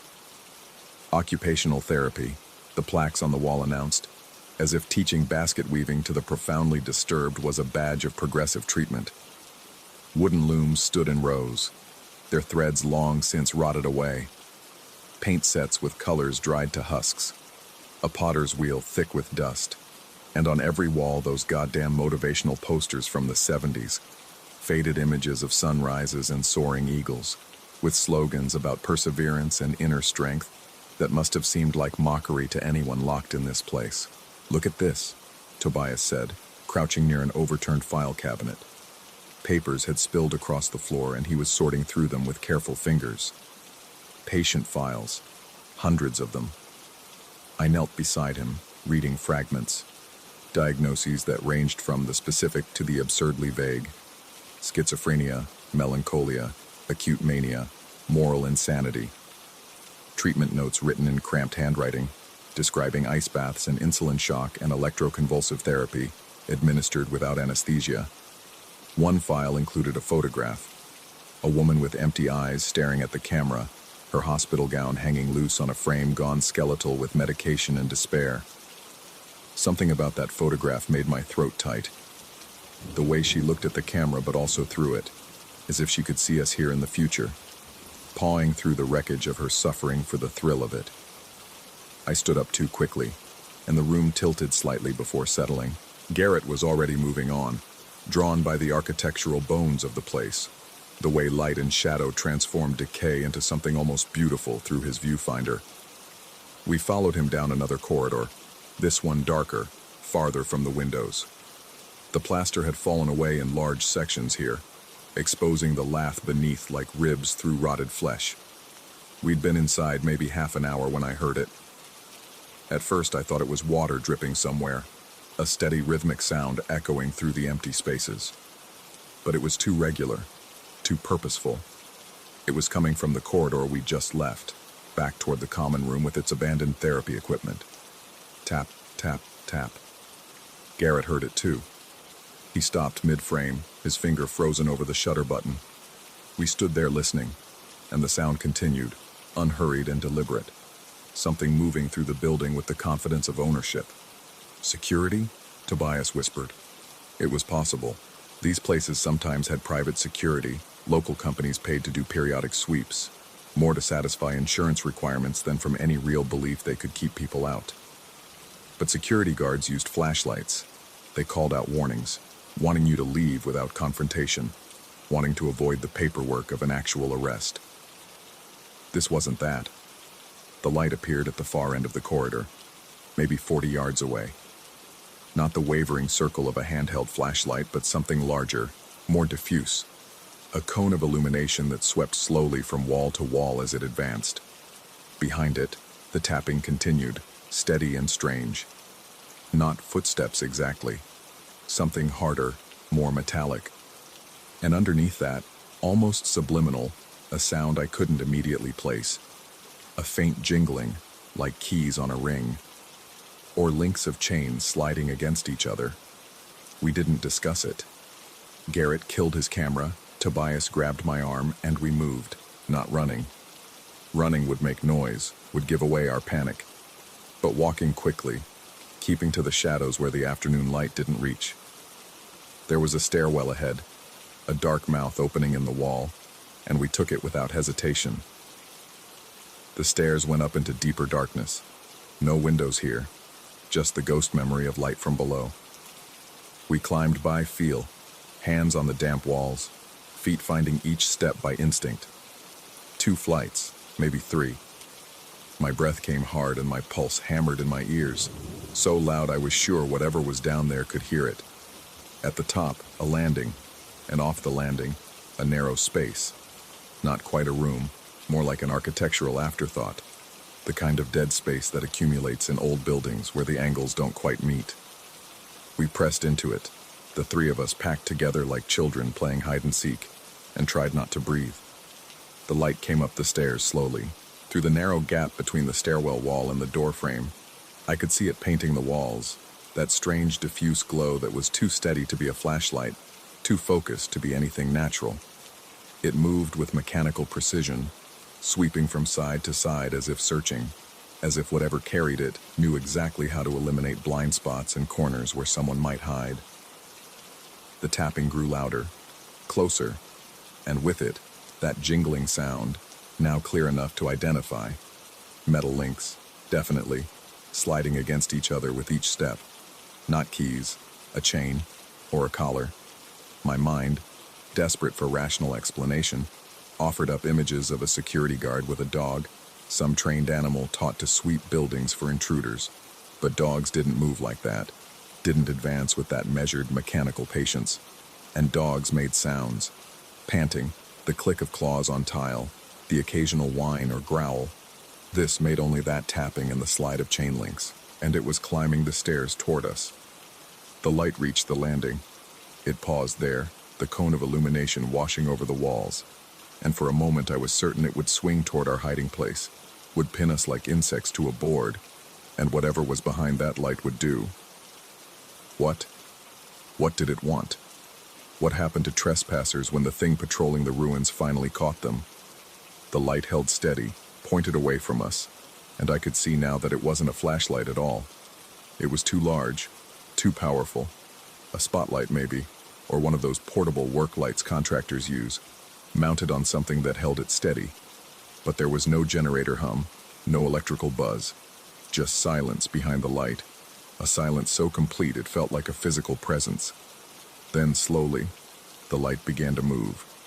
Not toward us, past us. It swung to the left, away from our hiding place, painting the wall opposite with that cold, searching glow. It lingered there for what felt like minutes but was probably seconds. Then it withdrew, back down the stairs, taking that methodical tapping and the chain jingle with it. We stayed frozen. Tobias's hand was clamped on my wrist so hard I'd lost feeling in my fingers. But I didn't dare move to adjust his grip. Garrett's breathing had gone shallow and rapid beside me, on the edge of hyperventilation. I wanted to tell him to slow down, to breathe deeper, but opening my mouth felt like an invitation to disaster. The light descended the stairs. We watched it go, watched the glow fade from the landing, listened to the tapping recede. But it didn't leave the building. It moved back down the corridor we'd come from, that steady sweep of illumination marking its progress. Searching, always searching. How long we stood there, I couldn't say. Long enough for my legs to cramp, for the sweat on my back to dry and go cold. Long enough for the light to make another pass through the lower corridor, then another, each time a little slower, a little more thorough. Long enough for me to realize something that made my skin prickle. The light had stopped directly at the place where we'd been hiding. It had paused there, had held position for those long seconds, sweeping back and forth across the landing. It had been exactly where we were crouched in the dark. It had known, or something had known, had counted us, just as surely as if we'd stepped into the light and announced ourselves. But it had moved on, had let us be, had pretended, perhaps, that we weren't there. When the light finally retreated far enough that we could no longer see it, could only hear the faint tapping from some distant wing of the hospital. Garrett was the first to move. He extracted himself from our hiding place with exaggerated care, as if sudden movement might summon the light back. "We need to leave," he said. And his voice was different now, stripped of the casual confidence that had carried him through dozens of urban exploration trips. This was raw fear, the kind that bypasses the thinking brain and goes straight to the animal core that knows when it's being hunted. But leaving meant going back down those stairs, meant returning to the corridors where that light was still moving, still searching. The windows we'd climbed through were on the ground floor, a lifetime away through the dark. Tobias had his phone out, the screen glow making his face look corpse pale in the gloom. "No signal," he said. There's nothing." Of course there wasn't. The building's old bones, the metal infrastructure, whatever frequencies still lingered in places where they'd done electroshock therapy, it all conspired to create dead zones where modern technology failed. We were cut off, stranded in the dark with something that knew we were here but chose, for its own unknowable reasons, to let us remain. Or was waiting. Waiting for what? I tried to think rationally, to line up the facts in some kind of order that made sense. We'd entered an abandoned building. Something else was here too, conducting some kind of systematic patrol. Security probably. Had to be security. Some private outfit hired to keep vandals and curious teenagers out of what was left of Danvers. But security guards didn't act like this. Didn't move with that mechanical precision. Didn't use spotlights powerful enough to light up a construction site. Didn't bring... what? Dogs? Something else? And they didn't know exactly where you were hiding. Didn't stop at the precise location where you crouched in the dark, and then move on as if granting you a reprieve. "There has to be another way out," I said, more to hear a human voice, my own voice, than because I believed it. But maybe it was true. These old institutions always had fire escapes, emergency exits, service entrances meant for deliveries and discreet removal of the dead. If we could find one on this floor, we could avoid the ground-level corridors entirely. We moved down the hallway, away from the stairs, feeling our way in darkness that grew thicker as we left what little light filtered up from below. The walls here were in worse shape, the plaster completely gone in places, exposing brick underneath. Sometimes my hand touched something that wasn't brick.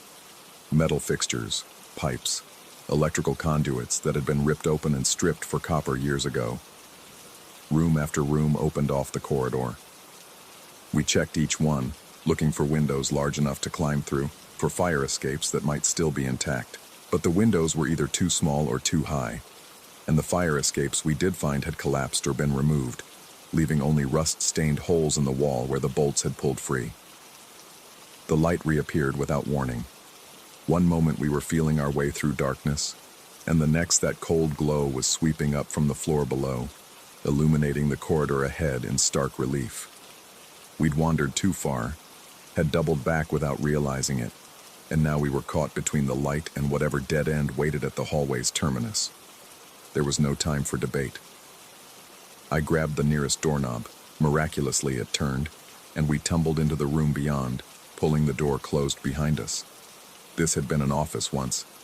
A desk stood against one wall, its surface covered with papers that had fused together with age and moisture into a single papery mass. File cabinets lined another wall.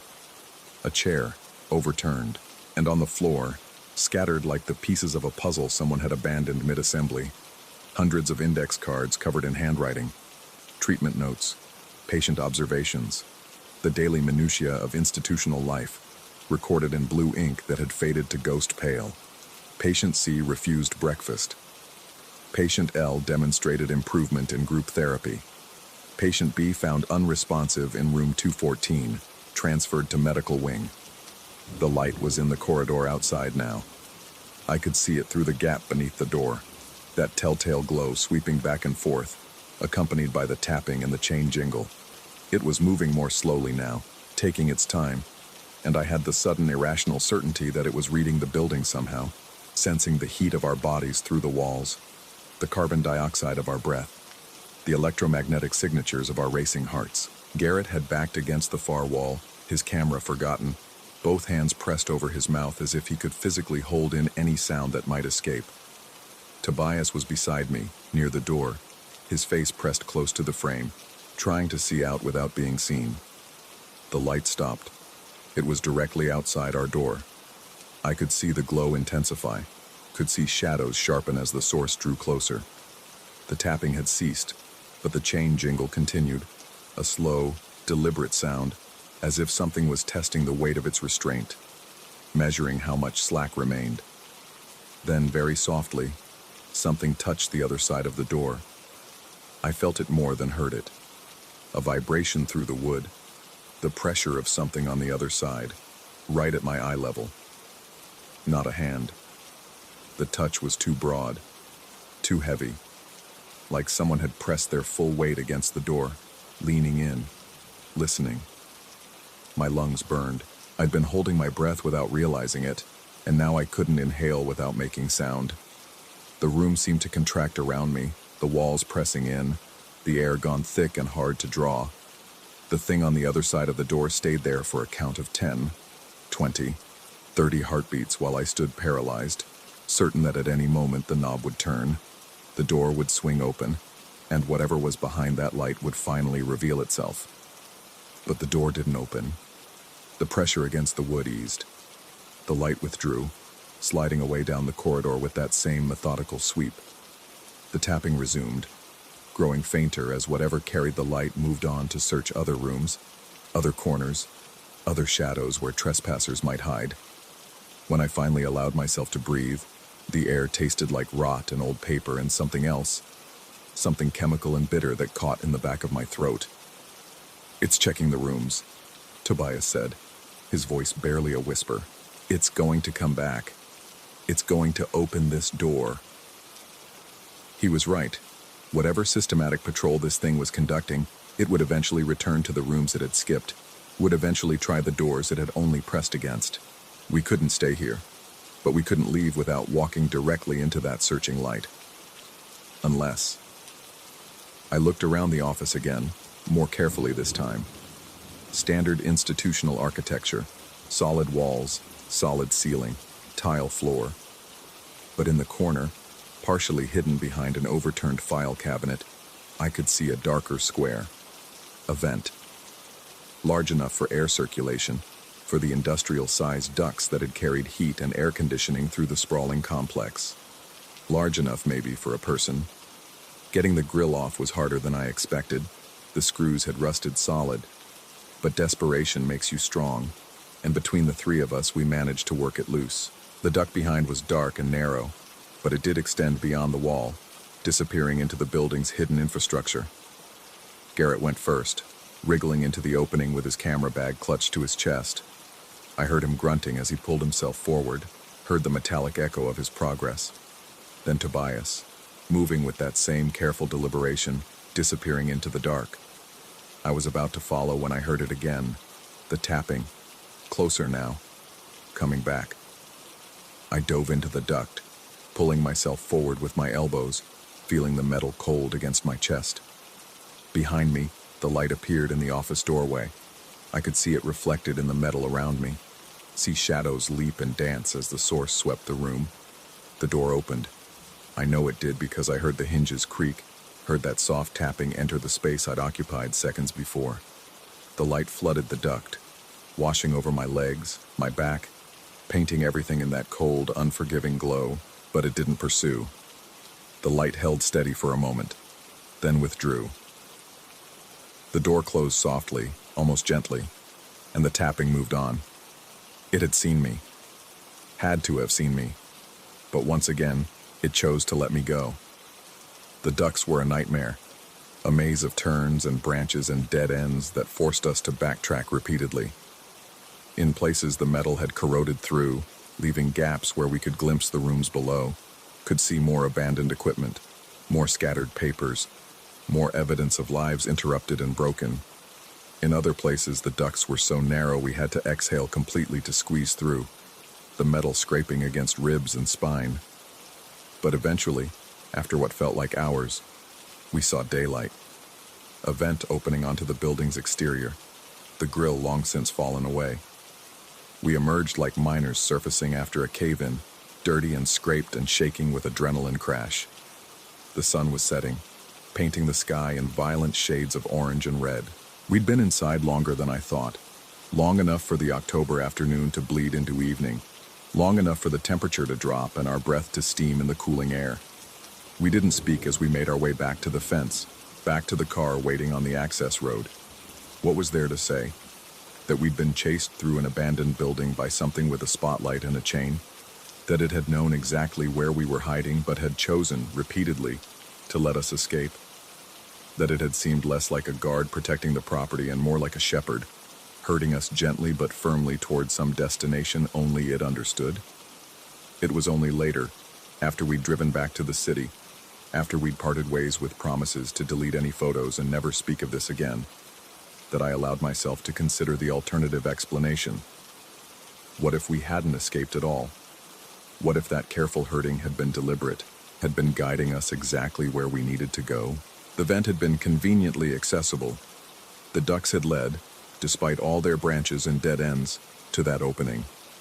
We'd emerged exactly where we needed to be to reach the fence, the car, the road home, as if something had been showing us the way out, as if something had been protecting us from what might happen if we stayed too long, went too deep, saw too much of what Danvers still contained in its rotting heart. I checked the news sometimes, looking for stories about Danvers, about accidents at the complex, about other urban explorers who slipped through the fence and never came back out. But there's nothing. Just the occasional piece about the condo development, about the efforts to preserve what little remains of the original hospital. And late at night, when sleep won't come and my mind drifts back to that afternoon, I think about the light, the tapping, the chain jingle that seemed almost like a leash, as if something was being kept in check, restrained from doing what it wanted to do. I think about how it knew where we were, always, how it counted us in the darkness without needing to see. And I think about that final moment in the office, when the light fell on me in the duct and then withdrew, when the door closed softly and the tapping moved on. There was something almost gentle about it, something that felt less like a threat and more like a warning. Some places want to be watched, need to be watched.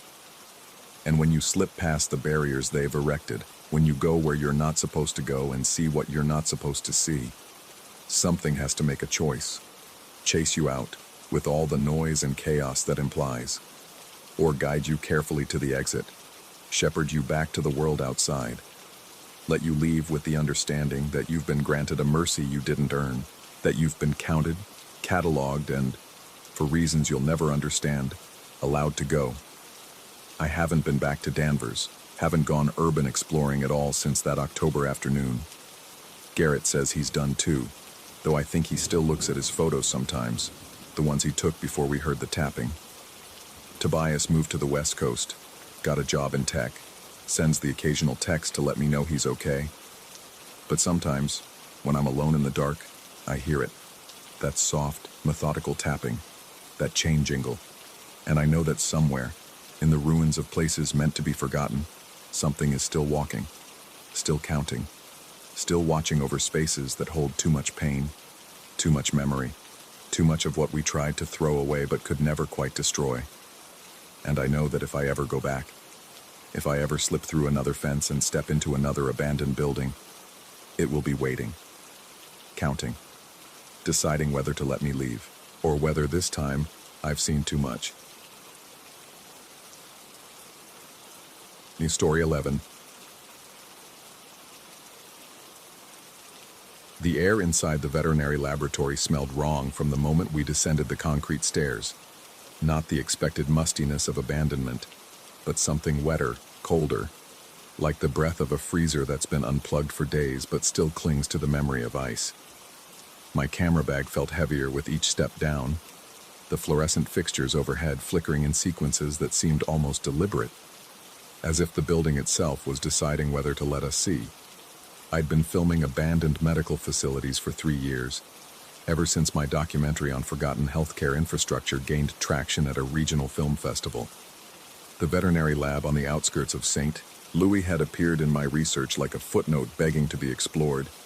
Decommissioned in the late 90s, partially stripped for salvage, then left to the slow rot of Midwestern humidity and bureaucratic indifference. The necropsy sector, according to the county records I'd obtained, had been sealed since closure. No vandalism, no urban exploration blogs, nothing. A perfect, pristine capsule of institutional decay. The security guard who'd let me in, a barrel-chested man whose jacket still carried the faint chemical smell of dry cleaning, had been unexpectedly cooperative. He'd made me sign a liability waiver with his flashlight wedged under his arm, barely glancing at my credentials before gesturing toward the basement access. His only stipulation was that I keep my phone on, volume up, in case he needed to reach me. The building's main power was shut off, he'd explained, but the emergency lighting still functioned on some kind of backup system that the county hadn't bothered to disconnect. The necropsy suite revealed itself in stages as my eyes adjusted. Stainless steel examination tables dominated the center of the room, their surfaces dulled by a patina that caught the emergency lights in muted brownish streaks. I'd seen rust before, filmed it, cataloged its textures, but these stains seemed too organic, too deliberately placed in the drainage channels and around the bolt holes. They looked less like oxidation and more like something had been absorbed into the metal itself. I set up my camera on the tripod, framing a wide shot that captured the rows of horizontal drawer cabinets lining the far wall. Each drawer bore a small brass tag, most of them tarnished beyond legibility. The air felt thicker here, pressing against my eardrums in a way that made me want to yawn, to equalize some pressure that couldn't quite be named. I started filming, letting the camera roll on the static tableau while I moved to check the lighting angles. That's when the faucet began. It was a gooseneck fixture mounted on the wall above one of the steel tables, the kind designed for washing down surfaces or rinsing instruments. The tremor started small, a barely perceptible vibration that I might have dismissed as my own movement transmitted through the floor. But it grew, becoming a rhythmic shudder that made the curved neck of the faucet sway like a snake testing the air. The sound that accompanied it was worse than the motion, a metallic grinding, bone-deep and resonant, as if someone was attempting to force a valve that had long since fused shut. I stopped moving. The camera continued recording, its lens trained on the cabinets, missing the faucet entirely. The vibration spread, traveling through the plumbing or the walls or perhaps through something more fundamental. The steel trays on the nearest table began to hum, their edges chattering against each other in a cascade of overlapping frequencies. The horizontal drawers joined the chorus, their rails singing at a pitch that made my molars ache and my vision blur at the edges. I should have grabbed my equipment and left. That would have been the rational response, the one that my 3 years of filming derelict buildings had trained into me. Instead, I found myself stepping closer to the faucet, watching the way its trembling seemed to follow a pattern. 3 sharp shudders, a pause, 3 more, another pause. Like someone trying the handle over and over, expecting different results. The emergency lights dimmed, brightened, dimmed again. In those moments of near darkness, I thought I saw moisture beading at the faucet's spout, though when the light returned, the metal was dry. My phone buzzed in my pocket. The security guard's number appeared on the screen, but when I answered, I heard only the hollow sound of an open line, empty of breath or voice. I called out a greeting, then another. Nothing. I ended the call and immediately tried redialing, but the number rang endlessly, never connecting. The faucet had stopped vibrating. The sudden silence felt louder than the noise had been, a vacuum that my ears tried to fill with the sound of my own pulse. I looked at my camera, still recording, and realized with a creeping unease that I should check the playback, verify that the sounds had been captured and weren't just some auditory hallucination brought on by the basement's oppressive atmosphere. I approached the camera, pressed the playback button. The footage showed the cabinets, exactly as I'd framed them. The timestamp ticked forward, 30 seconds, a minute, 2 minutes. But there was no sound, no vibration, no metallic singing, not even the ambient noise of the building settling or my own breathing. Just silence, pure and absolute, beneath footage that should have captured everything. I ran the recording back again, watching my own figure enter the frame in reverse as I'd moved to investigate the faucet. On playback, I saw myself stop, turn, and stare at something off camera. My posture on the recording suggested tension, alertness, but the footage itself showed nothing. Just me, frozen, looking at empty space while the timestamp continued its steady progression. The temperature in the room had dropped. I could see my breath now, small clouds that dissipated too quickly, as if the air was hungry for moisture. The brownish stains on the steel tables seemed darker, wetter, though when I reached out to touch one, my finger came away clean and dry. The discrepancy lodged in my mind like a splinter. What I saw and what I felt refusing to align. I began photographing the drawers, working methodically to override the growing sense that I should not be here, that the building was tolerating my presence rather than simply containing it. Each drawer I documented seemed to pull my attention toward it, as if the cabinets themselves were insisting on being seen, cataloged, remembered. Some of the brass tags bore traces of engraving, partial words, fragments of dates. One read, Uary 1997, and another showed only roof access, before the rest had corroded away. Roof access. The guard had mentioned something about the roof. My memory of his exact words had already started to blur, the way details do when you're focused on other things. Something about an intern, something about an accident. I pulled out my phone to check if I'd made any notes during our initial conversation, but my note-taking app showed only a blank page with today's date. No entries, no reminders, just the blinking cursor waiting for input I couldn't remember withholding. The faucet began vibrating again, but this time the sound was different, less like mechanical resistance and more like respiration, a wet, labored breathing that seemed to come from the pipes themselves. I grabbed my camera, abandoning the tripod, and pointed it directly at the fixture. Through the viewfinder, the faucet appeared normal, motionless, but the sound continued, growing louder, filling the room until I could feel it vibrating in my chest cavity. I documented everything with frantic efficiency. The stains, the drawers, the way the light seemed to pool in corners that shouldn't have been darker than anywhere else. My rational mind, the part trained in composition and lighting and narrative structure, kept insisting that there had to be an explanation. Old pipes, pressure differentials, the acoustics of a sealed basement room. But underneath that rationality, something more primitive understood that explanations were just stories we tell ourselves to make peace with things that resist explanation. A door I hadn't noticed before stood at the far end of the room, partially hidden behind a rolling equipment rack. The sign above it read, Roof access, authorized personnel only, in faded red letters. I approached it slowly, my camera still recording, and noticed that the handle looked newer than everything else in the room. Recently replaced, perhaps, or simply better maintained. There were scratches around the lock, bright silver gouges in the dull brass, as if someone had tried to force it open repeatedly.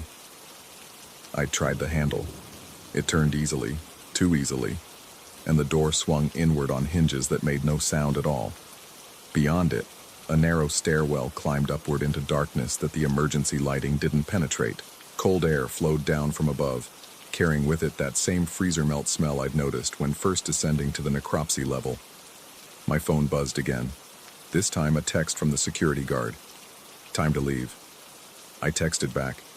5 more minutes? The response came immediately. No, now. Don't use the roof stairs. I stared at the message, then at the stairwell. I hadn't mentioned the stairs, hadn't sent him any photos or descriptions of what I'd found. The only way he could know I was near the roof access was if he was watching on security cameras. But the building's power was off, the surveillance system long since deactivated. Unless it wasn't. I backed away from the door, and it swung shut on its own with a soft click that sounded too deliberate, too final. The faucet had stopped vibrating again. The room had returned to that oppressive silence, but now it felt expectant, as if the building was waiting to see what I would do next. I packed my equipment with hands that had started to shake, trying to ignore the way the drawer cabinet seemed to have shifted position slightly, their arrangement no longer quite matching my memory of when I'd entered. The brownish stains on the tables had spread during my investigation, creeping along the drainage channels in patterns that suggested flow rather than simple oxidation. As I mounted the stairs back to ground level, I counted the steps. 13 down had become 15 going up. I counted twice more, certain I'd miscounted. But the number remained wrong. Impossible. A small tear in the fabric of what should have been simple geometry. The security guard was waiting in the lobby, his expression neutral, but his posture suggesting he'd been standing there for longer than the few minutes since his text. He took my signed waiver and tore it in half without looking at it. "The pipes in this block bleed air when it gets cold," he said. His tone conversational, rehearsed. Creates all kinds of noise. Scares the hell out of people who don't know better. I nodded, but I was watching his hands.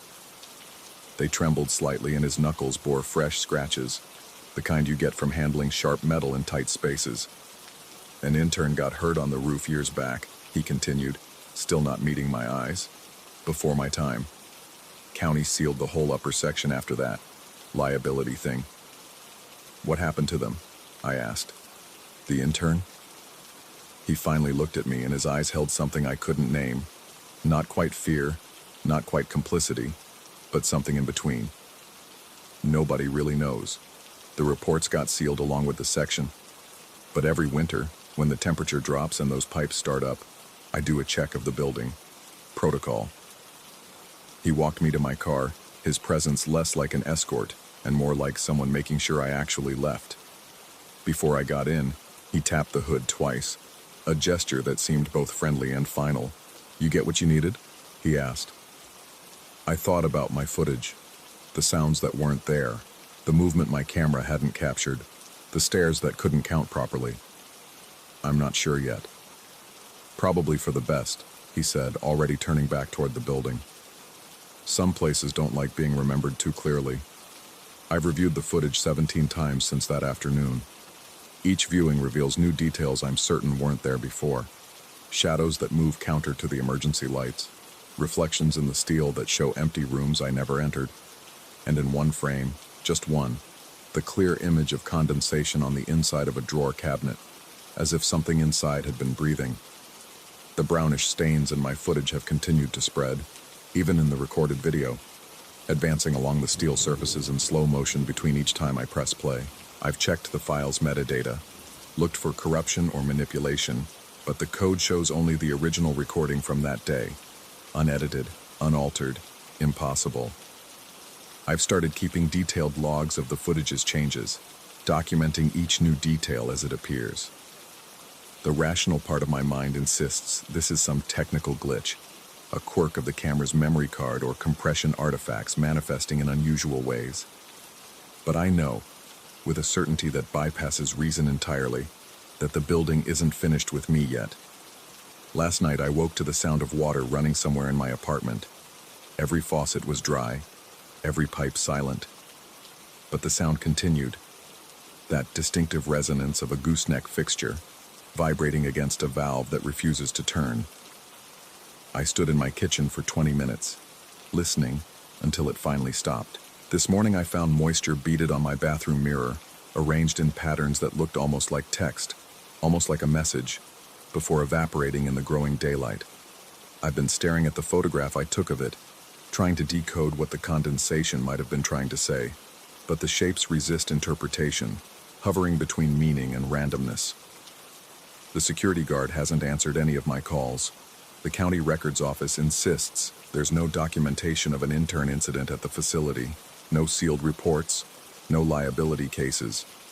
According to their files, the building's roof access has been permanently welded shut since 1984, more than a decade before the facility even closed. But I remember that door. Remember it opening. Remember the cold air flowing down from above and the scratches around the lock, bright and fresh as wounds that refuse to heal.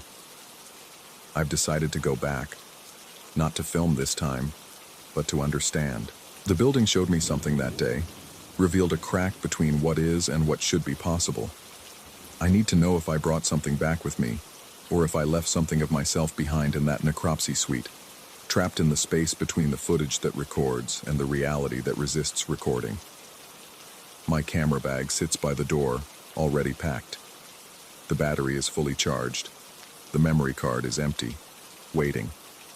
Outside, the temperature is dropping toward another Missouri winter, and somewhere in St. Louis, in a decommissioned veterinary laboratory, pipes are beginning to bleed air through valves that no longer turn.